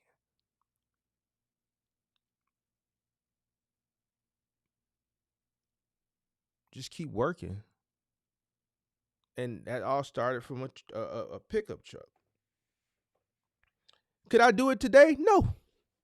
I ain't finna lie to you. I wouldn't be able to do what I did then today. It would have to, and when I say I wouldn't be able to do it, I wouldn't be able to do it the same way. Times have changed. I could start a business in the same industry and create success, yes, but the way I went about it, no. It's not going to work. That blueprint probably is not going to work today. I probably would have to start with a cargo van, or if I didn't have any money, I'd probably have to start with labor only help.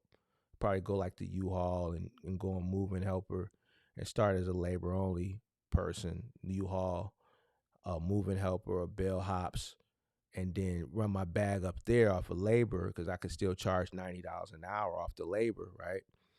And then from there transition over into a cargo van. And then from there, if I wanted to go into the box truck, then I would.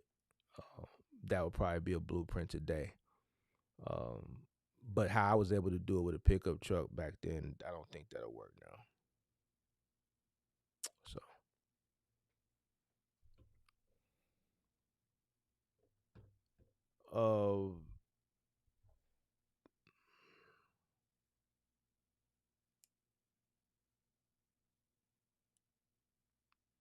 how long did it take for you to get your second and third truck? I bought my first truck. We was running rentals prior to me buying my first truck. Now I didn't even get rid of the rentals. I just started buying trucks, and that's how I started increasing my fleet. So I bought my first truck October of 2013.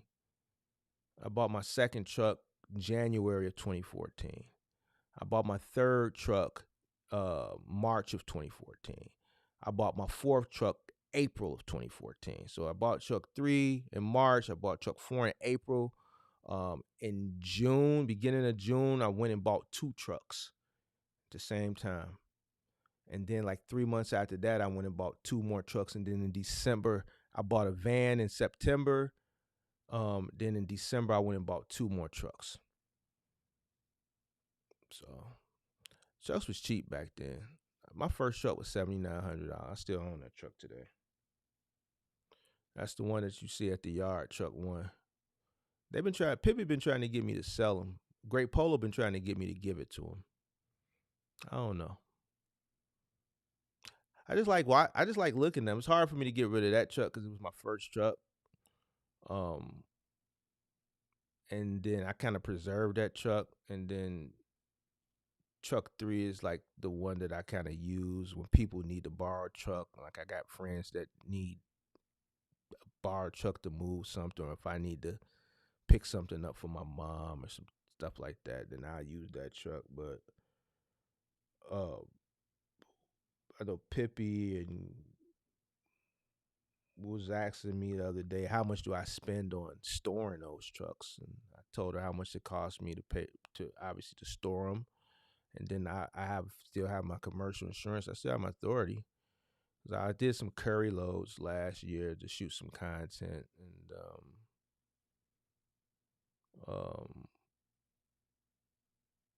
she was just like, "Why don't you get rid of them?" I'm like, "Nah, what for? I can afford to just keep them parked." So I still got the first truck I ever bought. So, yep, that was my journey. Do I think it's going to be more loads or illegals? I think loads are going to decrease. I think if the tariffs go into full effect, obviously there's going to be a lag. That's just, it has to happen. So imports will slow down for a time period until domestic production can pick up and cover whatever volume that we're losing on imports. Whatever volume here will have to pick up from a domestic level to cover the volume that we're losing on the imports, right? But obviously that's not going to happen right away, right? There's going to be a lag. The lag could be 60 days. The lag could be 90 days. Who knows? The lag could be 120 days. There is going to be some type of disruption. It has to be. So there's going to be a disruption. I just don't know how long. But if the tariffs do go into effect after this pause for 30 days, then there is definitely going to be a disruption. So, yeah. Then when domestic production picks up, what do we know? It's going to be whatever items that we're losing on imports that are going to be produced and sold here in America. Obviously, it's going to be more expensive. So, will it pick back up to where the imports were? No, because people are going to spend less. If,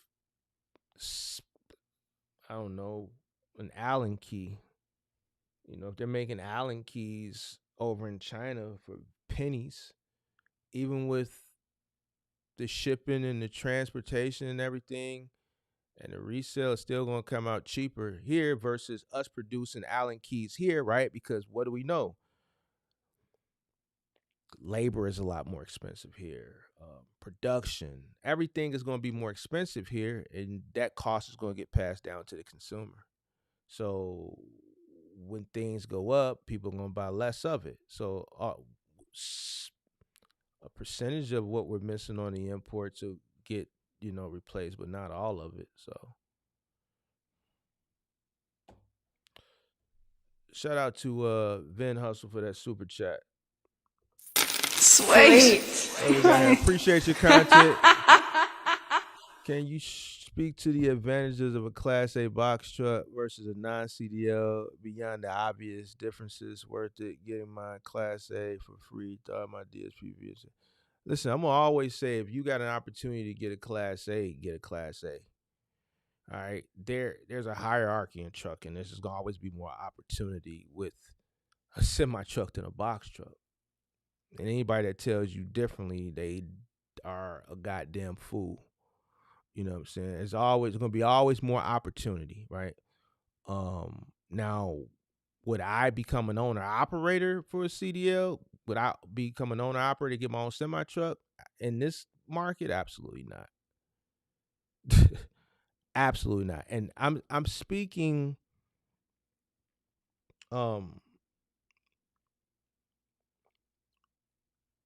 based on, okay, so there's a few things. I live in Chicago, right? So I live in one of the freight capitals. I live in the intermodal capital, all right? We're number one for intermodal. My homies, they drive trucks. They drive big rigs. Locally, I got a homie local, averages about $25 to $3,000 a week for JB Hunt as a company driver locally. Intermodal doesn't have the responsibilities of, you know,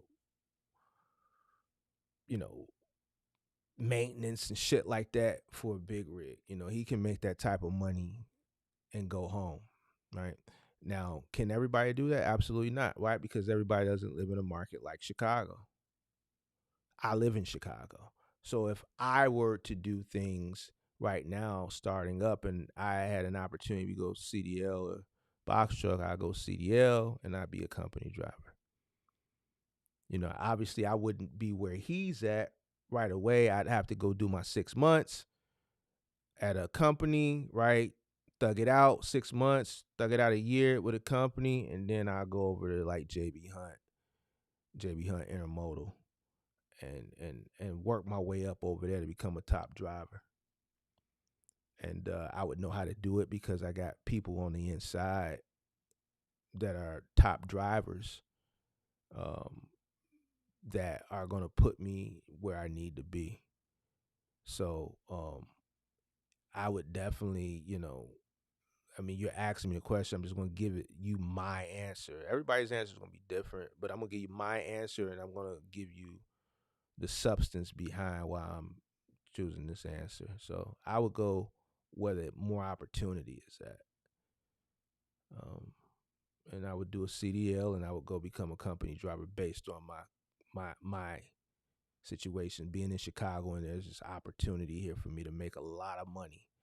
So as a company driver. So that's what I would do. Yeah. But good question though. Good question. I would,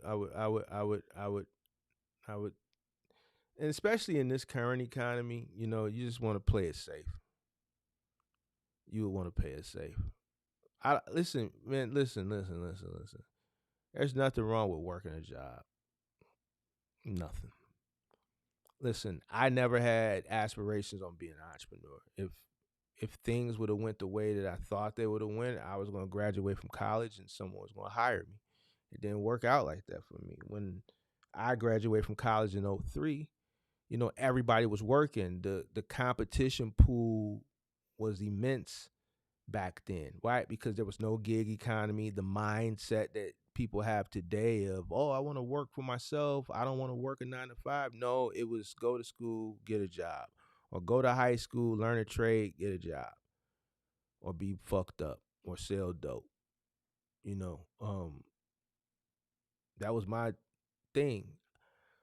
No one would give me an opportunity. So, the opportunities that I did get, they weren't opportunities that I, wanted. I wanted to go into advertising. I wanted to work for Burrell Communications here in Chicago.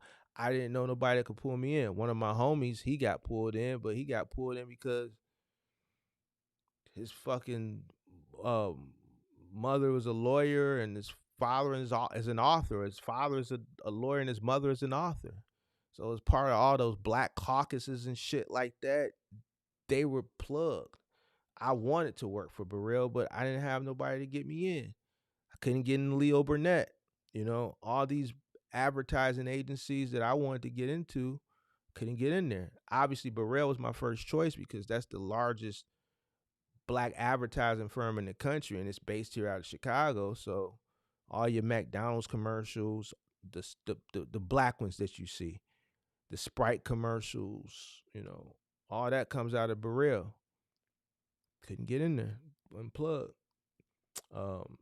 Other places I tried to get into, couldn't get into. So entrepreneurship was something that,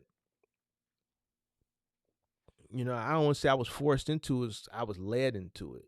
God led me into it. And I've told my story plenty of times. But there's nothing wrong with a job. Like I said, I never had plans on being an entrepreneur. So if I lost everything today and I had to take my ass to work, I would. I would shovel shit if I had to. It's like I was telling Daniel, if I had kids and I didn't have nothing, I would I would work myself. I would do whatever. If I had to do something that was humiliating to put food on the table so that my kids have a good quality of life, then so be it, you know. But yeah, I don't see nothing wrong with it. So I come from a different generation, so it is what it is. But yeah, I would definitely go the CDLA route.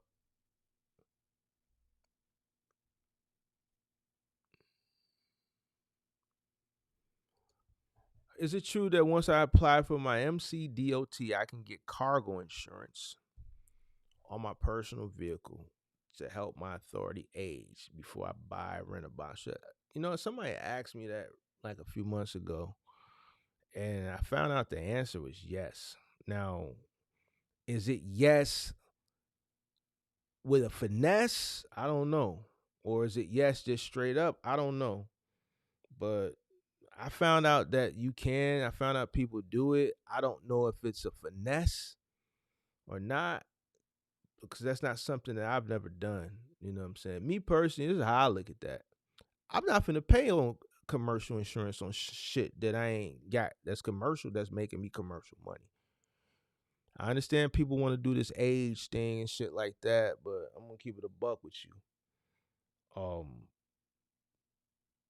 OTR ain't my thing. I was always a local guy. I did the shit that don't nobody want to do, moving and final mile. So in those niches, you just get to work.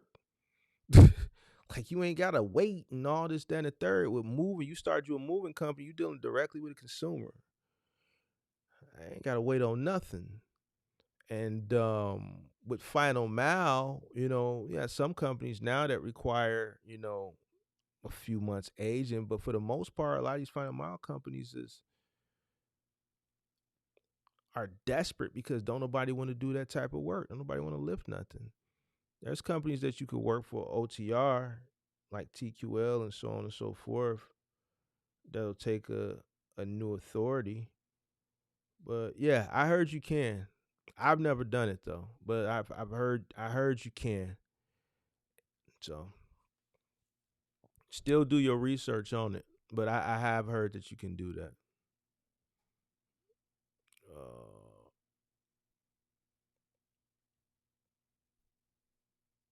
so a class A box truck is that, yeah. So you can get a CDL box truck way cheaper than you can get a non CDL. It's crazy. Why? Because obviously most people with CDLs ain't getting box trucks. Non CDL box trucks go a lot cheaper than CDL non CDL box trucks. I haven't even looked at box trucks in some months.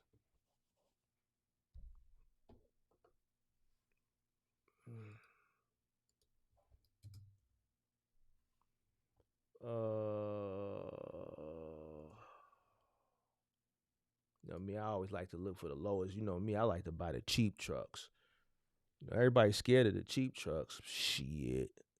I still got my first truck I ever bought running. 4250. Yeah, damn, what's wrong with this motherfucker right now? What is it, a level 3? Level 3. Non-CDL. You know who finna go get this? I guarantee you. And he got a lift gate. One of the Migos finna go get him for 4250 all day. Whatever it need, they gonna put it in there. 4250, they finna get to work. They finna get to work, big dog. They ain't worried about none of this. And it 4250, they finna get to work, big dog. They finna get to work. 2012 International, East Chicago, Indiana. Let's see what this one is. Non-CDL, level 3. They want 17. Oh, they want 8,000 out for it. They took a 9-piece off. They want an 8-piece for it. Ooh-wee. They trying to give these people these trucks. I ain't mad at them. 2018 Freightliner, 15 Thou Wow. What? What? Level 3? What? Man, Migos finna eat all. Oh, this is a CDL window. This is CDL. This is CDL. This one $18. Mm-hmm.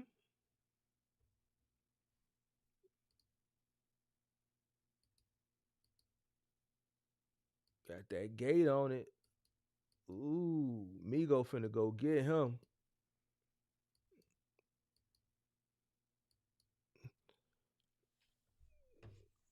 They got some good trucks.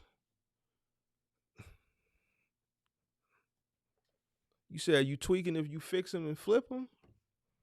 I mean, if that's what you want to do, if that's what your game plan is to make you a few bucks, yeah, ain't nothing wrong with that. Well, 2013 International, I ain't no fan of internationals though. Nights over Egypt. That's a nah. Nights over Egypt. 2018 Mac. Ooh, this motherfucker got 500,000 miles on it. Nights. Oh no, that's a CDL. I could tell by the double wheelbase in the back. This is CDL. Double axle. Yep, CDL. 52. Double axle. Do.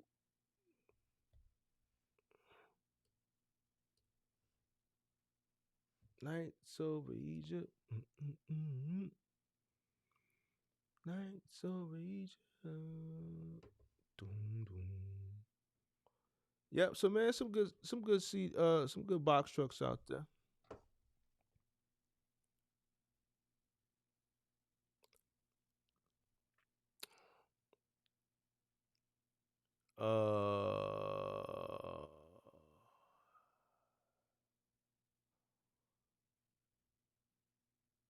And then buy a truck, go chance I 7 not to buy a truck. Okay. My box of 03 pays $7K, made over 30 in 9 months. I'm thinking I've got to upgrade because a lot of companies cut off is 2005.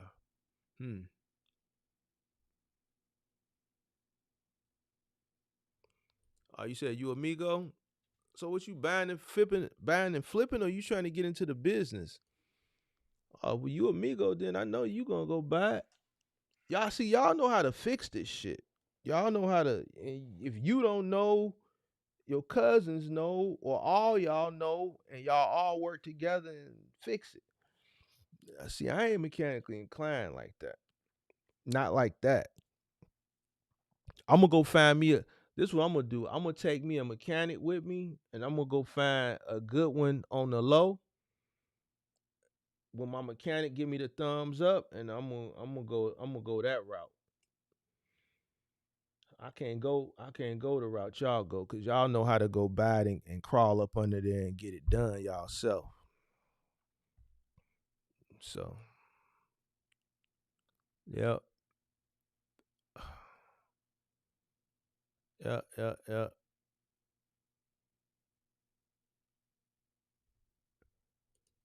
Exactly. Why pay the insurance just to age your authority? Yeah, to me, it don't make sense. I kind of stay away from that when people ask me, because that's one of those things I was talking about earlier that TikTok is teaching. TikTok and Instagram. Like, I'm not with all this finesse shit and all this goofy shit when it comes to business. Like, there's no way in the God's green earth I'm gonna pay a commercial bill for some shit that I ain't got to age and authority.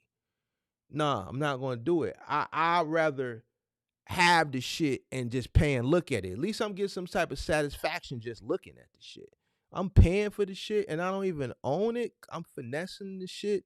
I don't even have it. I'm paying for it though. To age and authority? Nah. To me, that don't make no sense. It don't make no sense. I'd rather get it and don't get shit, but at least I got the shit, got the insurance, and I got it. At least I can look at it and say, oh, okay. There it go right there. I get some satisfaction. I'm not gonna buy no shit. Get some insurance ghost insurance I'm not doing that shit. To me, that's a waste of money. To me, that's a waste of money, But TikTok, Instagram, they teaching people this shit. I don't even whatever.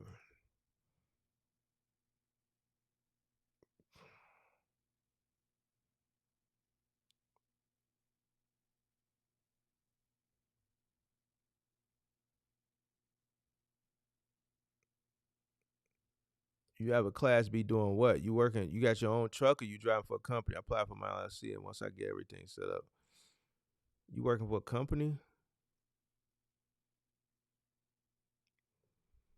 Does market matter? Market always matters. Market matter in pretty much any business, to be honest with you. Even if you can live in Montana, right? Ain't gonna be too much freight coming out of Montana, so you're gonna have to go to another market. Put your truck in a market where freight is at. You got to position your truck in the right market. You could do final mile. Guess what?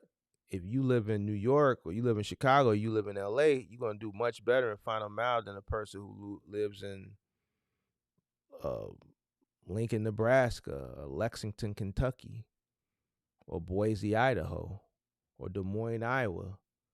Why? Well, population is more, so more things are being bought, right?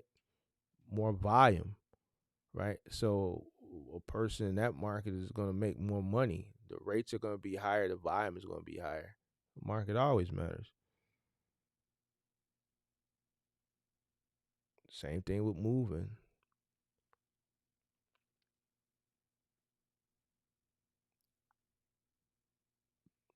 So yeah, market matters.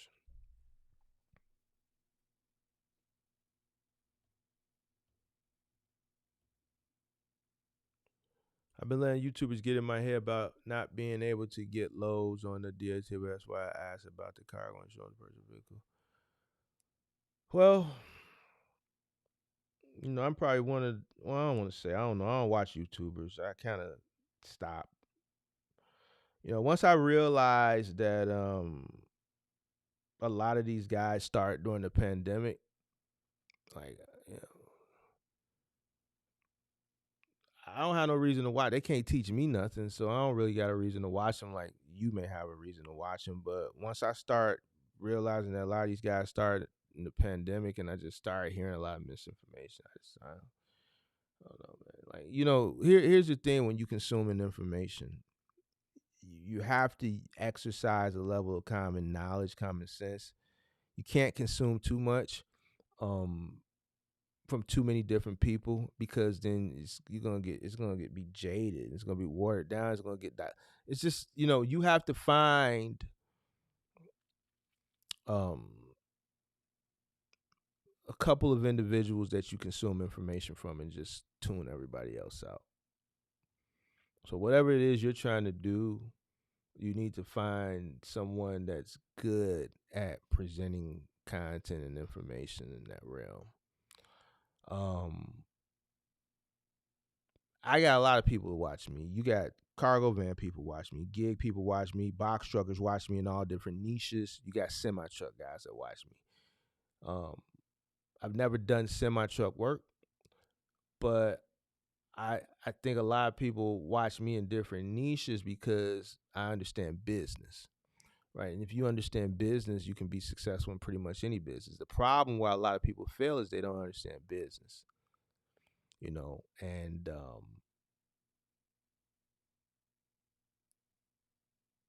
what I know in the box truck industry, a person who's running a semi truck could take the same information and implement it as an owner operator in a semi truck. You know what I'm saying? So a lot of these guys, they just don't understand business, and I think that's why a lot of people get misled. I'm not the type of person that's going to teach a person a finesse. Like that whole cargo insurance thing, that's a finesse. I'm not going to teach nobody no shit like that. Because to me that shit don't make no sense. Doesn't make sense financially. It doesn't make sense. That's just like buying a car, but you don't get the car. Like that guy that came up on the call-in show who spent $5,400 down to rent a truck with Enterprise, and they didn't give him the truck. And I'm like, well, when are they give him the truck? He said, I don't know. So you gave these people $5,400 and you don't know when they're gonna give you the truck? Yeah, I don't know. I ain't asked. Like just shit like that. Like I don't do shit like that because it don't make sense. I understand that when you start a business, it's gonna be challenging at the beginning. All right. I think everybody should understand that, and this is why I'm so uh, hard on people pause about having working capital. If you don't want to start from humble beginnings, like so many people don't want to do because they want this instant gratification, so they don't want to start like from very humble beginnings and work their way up. They want to start with a 26-foot box truck. Then you need money. All this finesse shit that these people be trying, I ain't trying to hear that shit, bro. I don't want to hear that shit because none of that shit works, and we keep seeing real life case studies of it not working over and over and over and over and over and over again. Even like the guy that came up a few weeks ago. I don't know if he's working or not, but the whole rent the truck, run the load, and then take the truck back to the rental truck company. And like to me, if I'm gonna rent a truck, I'm running. This is why you need working capital. If you don't want to start from humble beginnings and work your way up and build up your working capital while you're building up your knowledge, then you need to start with money because you don't know shit, which means you're going to make mistakes because the learning curve is not free. It's cost and it's not cheap. It's very expensive, right? So you're going to need money. You're going to need soldiers. Every dollar is a soldier. And you're going to lose a lot of soldiers before those soldiers go out and start winning wars, recruiting more soldiers. When they recruit more soldiers, that's more dollars. You're going to lose a bunch of soldiers.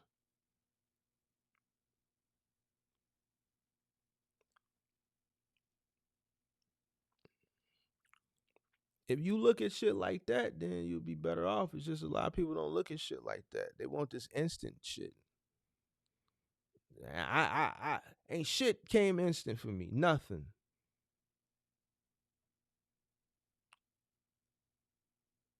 I've acquired a lot, but I'm older now, so I can talk about things in hindsight. And when I look, just think about certain parts of my life and certain accolades in business and certain points in business, and then certain accolades in my personal life and things that I've acquired. My personal life, all that shit came with work. Nothing came easy.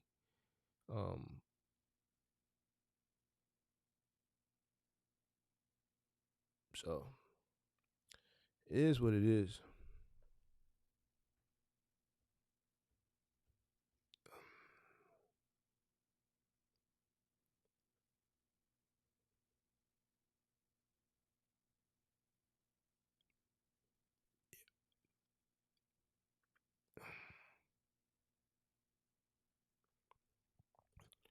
Yeah, I got YouTube Premium, so I don't see ads. I pay for premium, bro. I don't see ads. So I don't know. YouTube, I don't even know what ads they putting on my content. I haven't seen an ad on YouTube in some years, a couple years now. So what's my thoughts on Big CJ? I caught a few of his content. Some people told me he's, gave me my flowers on some videos. I've caught a few of his videos. I think he's a good guy. Seems like a very nice, humble guy. Don't seem like he really aggressive like me and cuss your ass out. He seemed like a real nice guy that's trying to figure his way out. I think he in a cargo van doing like dolly or something like that. Yeah, the few videos that I've watched on his, seem like a real nice, humble guy. I don't watch too much trucking content. I'm gonna tell you, I watch cars and cribs.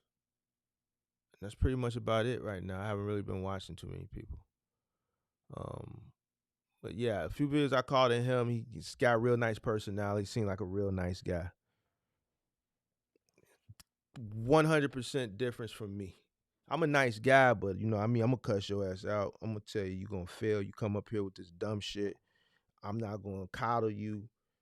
I'm gonna tell you, just like I told Daniel. Everything that happened to Daniel, I told it. It sounded harsh, but it was reality. The real ones knew what I was telling wasn't what I wasn't wrong.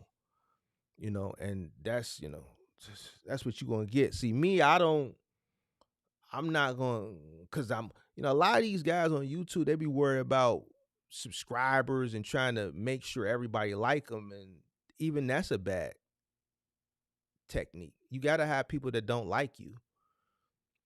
If like that's a part of success. Like you can't, like, especially if you're on a public platform where you're under scrutiny, you have to have people that don't like you. You're gonna build up a bigger base because those people that don't like you, they're gonna come tune in every day to hear what you got to say, so they can be mad. But you know, you have some people that, you know, I keep telling this guy came to me a few weeks ago and he was like, one of my subscribers wants to do content on his box truck. He's worried about what people are gonna think about. I said, don't do it because they're gonna think. That's the point. You know, a lot of these young guys, y'all worry about this shit. He was 22. I'm 45. I don't give a fuck. You can say what you want. Like my days of caring what people think about me, you miss me, you would have to catch me about 20 years ago. 20, no, yeah, 22 years ago. I think I stopped giving a fuck at about 23, 24. You know, so younger people, they care. Like I don't fuck, you know. So, but you know, YouTube is.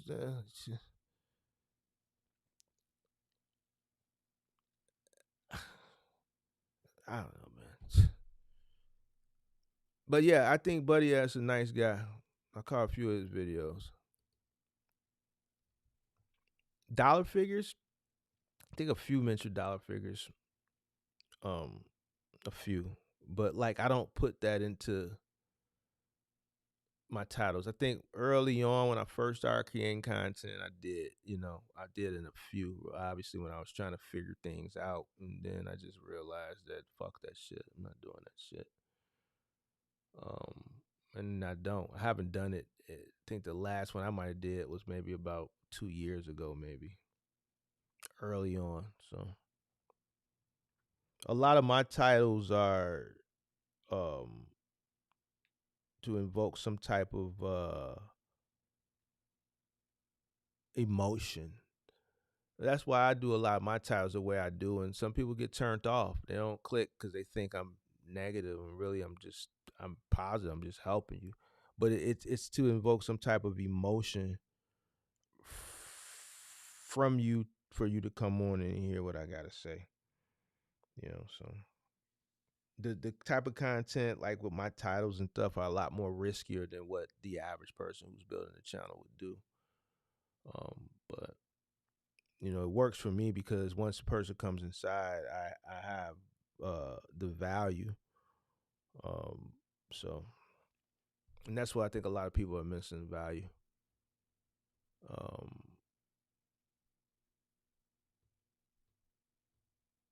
you said who come in and leave? Big CJ is a journey. Yeah, he's journey. Oh, he's learning as he goes. When you understand business, you can start up any business. Yeah, I think business is when you just understand business just in general, I think you can run any business. If I wanted to go be a dispatcher, I could do it. I know I could do it successfully. If I wanted to be a broker, I could be a broker successfully. If I wanted to jump into, you know, the semi world, I know I could do it successfully, you know, because I just understand. Not only do I understand business, I know what it's going to take to get ahead, and I'm going to do everything that I need to do to get there. The sacrifices that need to be made, I'm gonna make them. Um, Anything that I put my hands on, I have to win. I gotta make it successful. Even this YouTube platform. Like once I got started with something, I hate to just walk away from it and give up. I just don't like it. It don't set well with me. I'm just that type of person. Like I can't, you know what I'm saying? So, you know, business, you have to be relentless and you have to be resilient. And you got to make those sacrifices. That's something that I always talk about. We talk about in the Discord a lot. Like me and Five Star always joke about it. He's a retired military guy, and every time somebody comes in the Discord, we're just always chilling in the Discord, like all day, like just chilling. And Five Star will be like, Mark, sacrifices are made for us to be at home. Like we get people crack jokes for us because we're just at home chilling. We made a lot of sacrifices to be at home. We're both 45 or 44, so you're talking about years of sacrifice, to be at this point. So, um, um, yeah,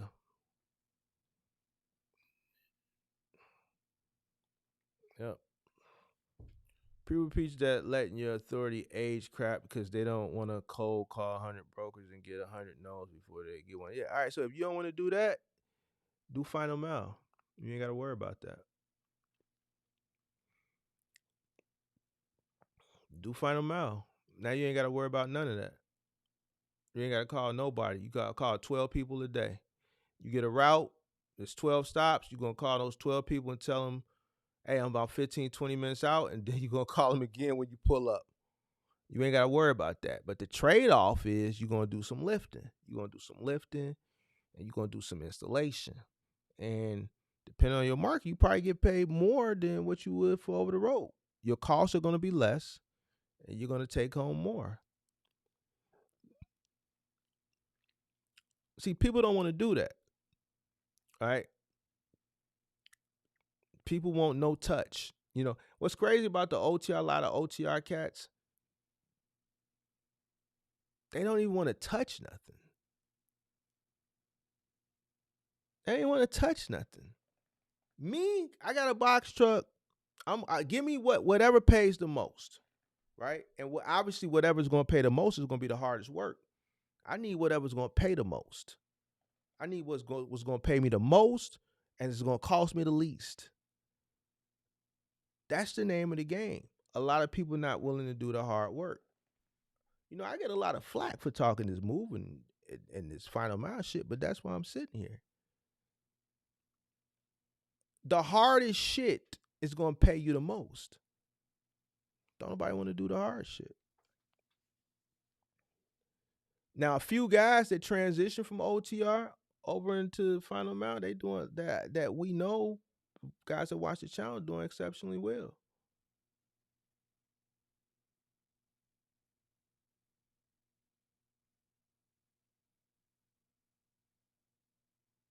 I've always done the hardest. The hardest shit you could do with a box truck is what I've always done.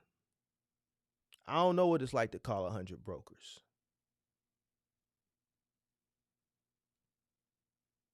I know what it's like to take 100 calls a day. Hey, we need a move August 1st. You available? Yeah, I can send they tell me what they need. Yeah, okay. I can send 3 guys. It's gonna be $200 an hour with a 2-hour minimum plus a $200 truck fee. Or it's gonna be 3 guys at $300 an hour with a 2-hour minimum plus a $200 truck fee. I know what that's like. I know what it's like fielding 100 calls, and I know what it's like calling customers. Hey, we got your bedroom set from Wayfair. I got a truck that's going to be in Grays Lake Thursday. I can have a crew drop it off. Your window will be 8 to 12. I know what that's like. Me cold calling, trying to load boards and all this, that, and the third. Nah, I don't know what that's like. I don't know what that's like. I know what it's like to sit in an office and field calls inbound and then call customers and tell them, look, we got your recumbent bike. All right. Wednesday is your delivery. All right. Your window gonna be 12 to 4. Be there or be square. That's what I know.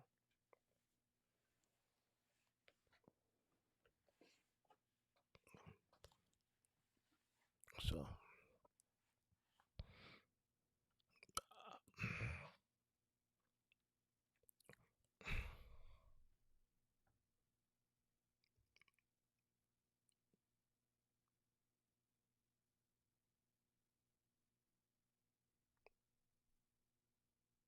You said was the YouTube folk really wild in the shy like on Sanders? What YouTube folk? I don't know about no YouTube folk, but the city wild. Shit, if you're not from here, shit, you better have you an escort. Don't go doing no crazy shit. Mind your business. But yeah, the city wild. I don't know about no YouTube people, but the city wild. If you talking about the people you see on YouTube, like the rappers and shit, like yeah, them cats really be getting down like that. Yeah, yeah, they get down like that. Yeah. You watch Chucker Brown? Yeah, I haven't caught Chucker Brown in a minute. I heard he had a stroke. Prayers up to Chucker Brown.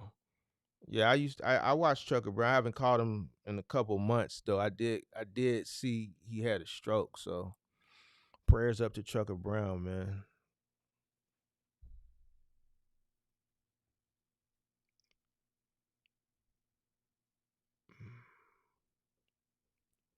Prayers up to Chucker Brown.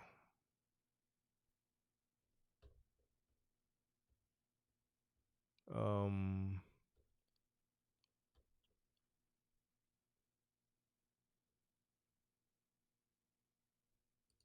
yeah, Cars and Cribs. I heard he mentioned me the other day and gave me my flowers. Shout out to Cars and Cribs.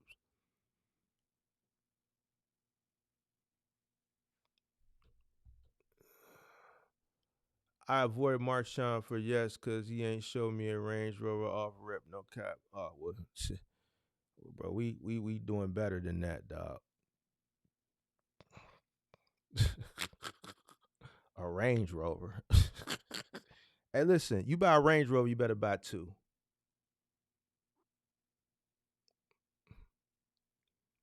While one at the dealer having electrical issues, you can still drive around in the other one. I never buy a Range Rover, big dog.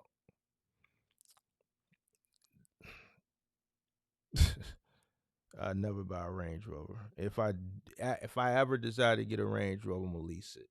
You would never catch me buying a Range Rover.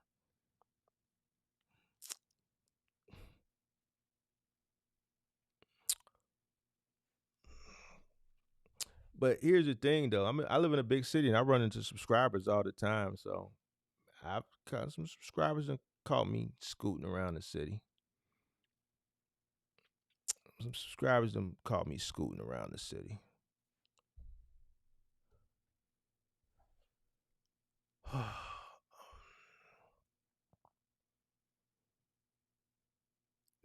People don't want to find them out because it's heavy. Well, hey, that's where the money at. That's where the money at. You gotta go where the money at. So um, well, you don't have to go where the money at. That's just where I went. And I didn't go there because that's where the money was at. That's kind of just where I was. God led me to. So in hindsight, looking back, hmm, yeah, business is about timing too. So I got started in 2010. It was a housing market crash. Unfortunately, people's shortcomings became my um it became just a win for me, I guess, so to speak. People losing their homes. There was just a volume of opportunity. So those people's shortcomings became opportunity for a guy like me. So right place, right time. God led me at the right time. So you can do curbside final mile solo. So palletized freight you can, but not big and bulky.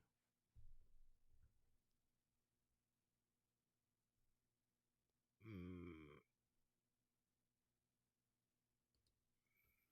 that was a good take home. 150 to your help with 128 for dump fees. Where you live at? Shoot, the cheapest dump here about $90 a ton. Shit, Waste Management want like 150 a ton. Republic Services want like 150 a ton. Tri-State want like 90. I remember I used to pay Tri-State like 75 a couple years ago when I had the dump trailer. They want like 90 now.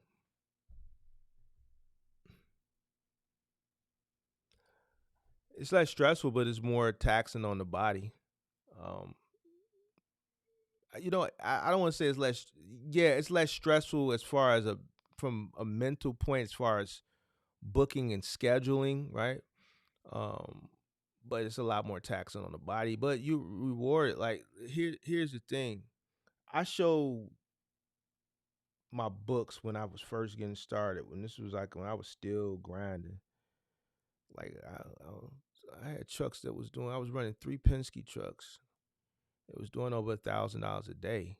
I made sure that each one did 3 jobs, right? So it was 3 16-footers. The most they would do was up to a 2 bedroom, right? Back then we was charging $100 an hour for 3 guys, $75 truck fee.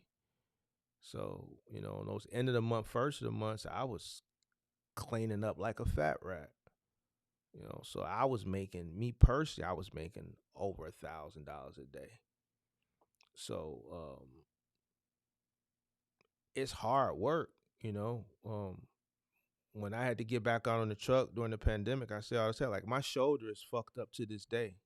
That's why when you watching me stream, you'll see me do like this. Like I threw my shoulder out twice during the pandemic when I had to get back out in the field because just nobody was working, nobody wanted to work.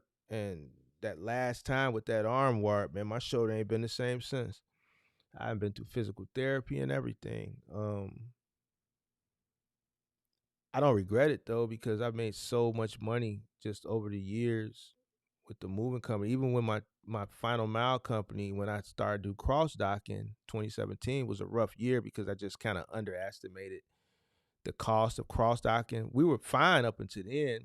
I eventually recouped that money the following year, but the moving company saved that the final amount. The trucking company, just the moving company, is just a lot of money. You're dealing with customers direct, and you're making thousands of dollars a day, cash money, directly into your bank account with credit cards. You know what I'm saying? People paying credit cards, so money's in your account the next day, and if you want it the same day, you pay the 1%. Um, but yeah, even during the pandemic, when I scaled down, I still made a killing, but I worked my ass off them 3 years. So it's less stressful as far as, like searching for work on low boring shit like that, especially once you have a clientele and your business has been around for over a decade and people just find you or they get referred to you.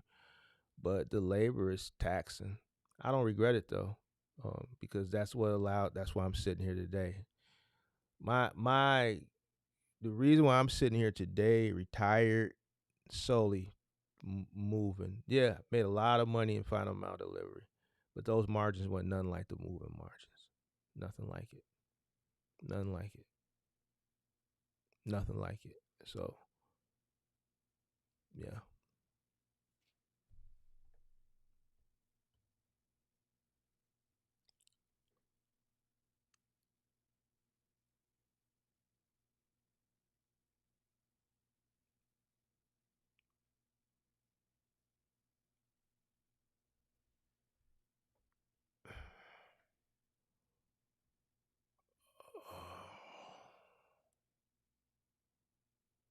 You have a commercial account? Nah, U-Haul is strictly household. They do got a small commercial account, but they don't do much business. U-Haul is pretty much a household rental company.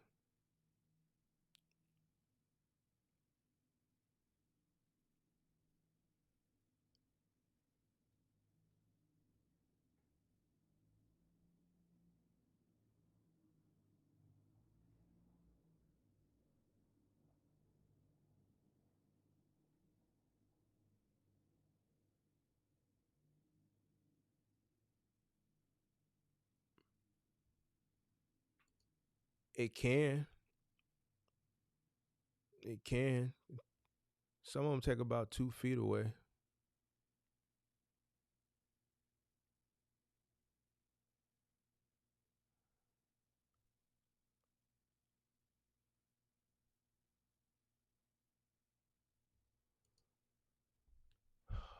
Yeah, post it in the gig section, the labor and moving section, and just be detailed that you labor only.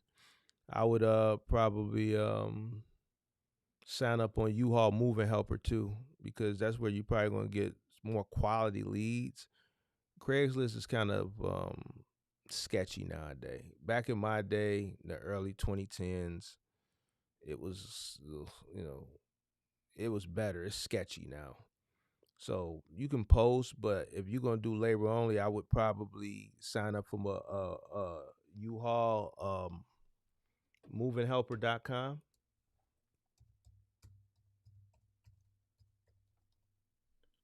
Movinghelper.com, which is this site, and I would sign up here to be a service provider.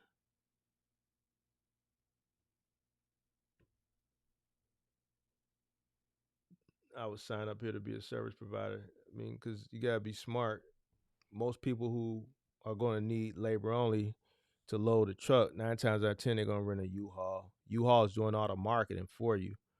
So when a person reserves their truck, after they reserve it, they go. So let's just do it real quick before I get out of here. Let's say,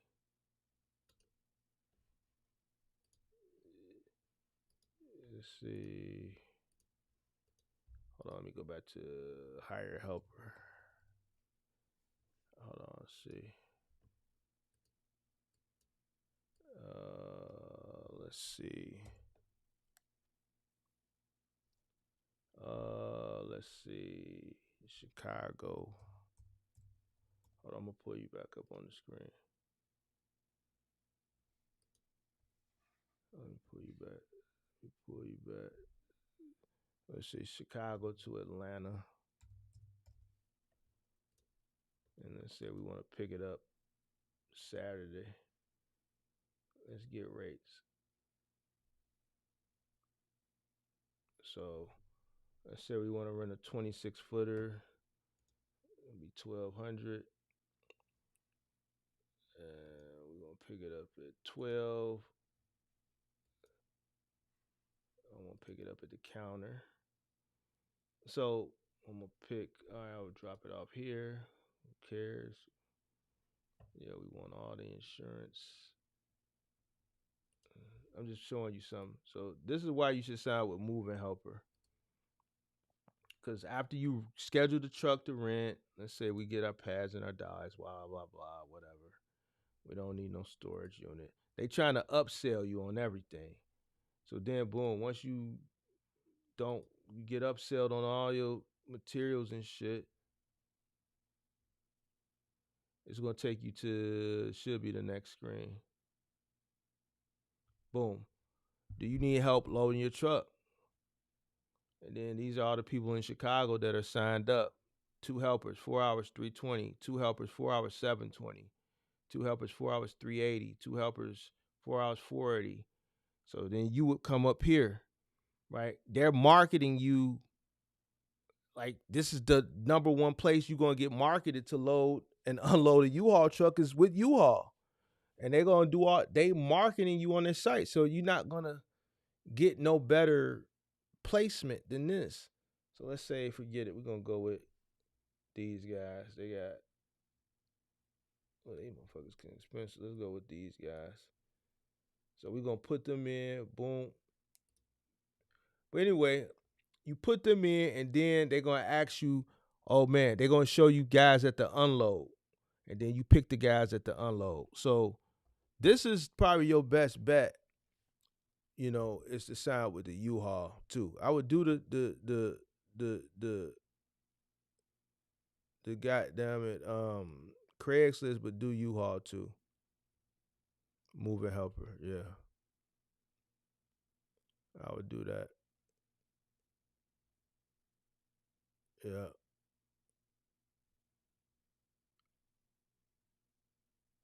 Yeah.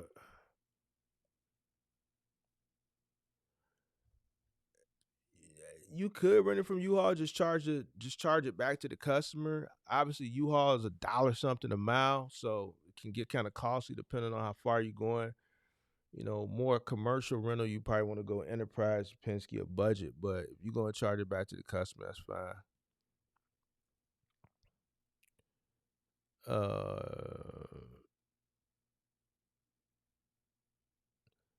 Yeah, it's about time I do another thumbtack tutorial. For some reason, people don't like to go watch all the other tutorials, so it's like I got to do one every 6 months because you like the fifth person that's mentioned it to me this week as far as thumbtack. Somebody came in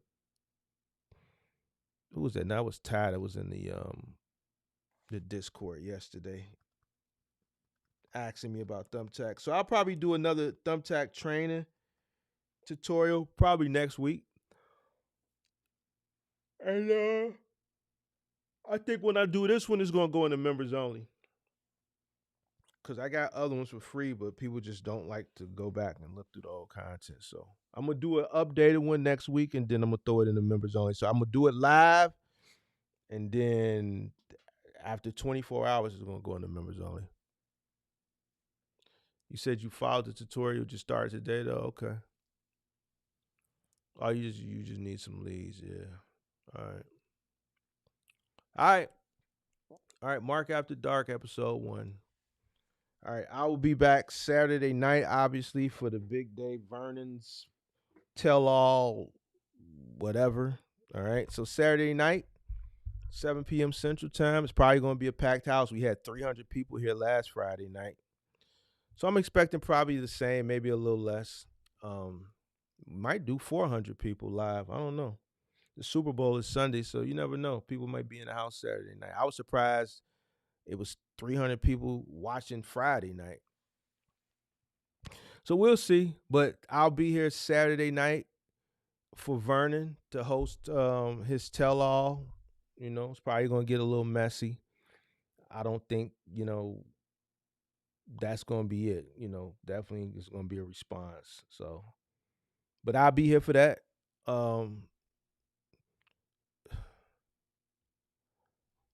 Other than that, man, y'all have a blessed Friday, man. Stay safe.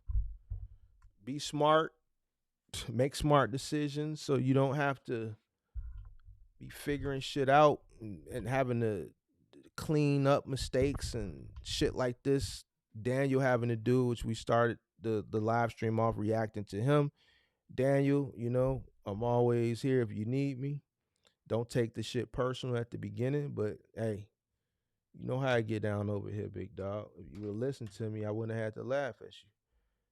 But you the reason why you in the situation is because you got the advice, so don't take it personal. Everybody else, be safe. Enjoy your Friday. Peace.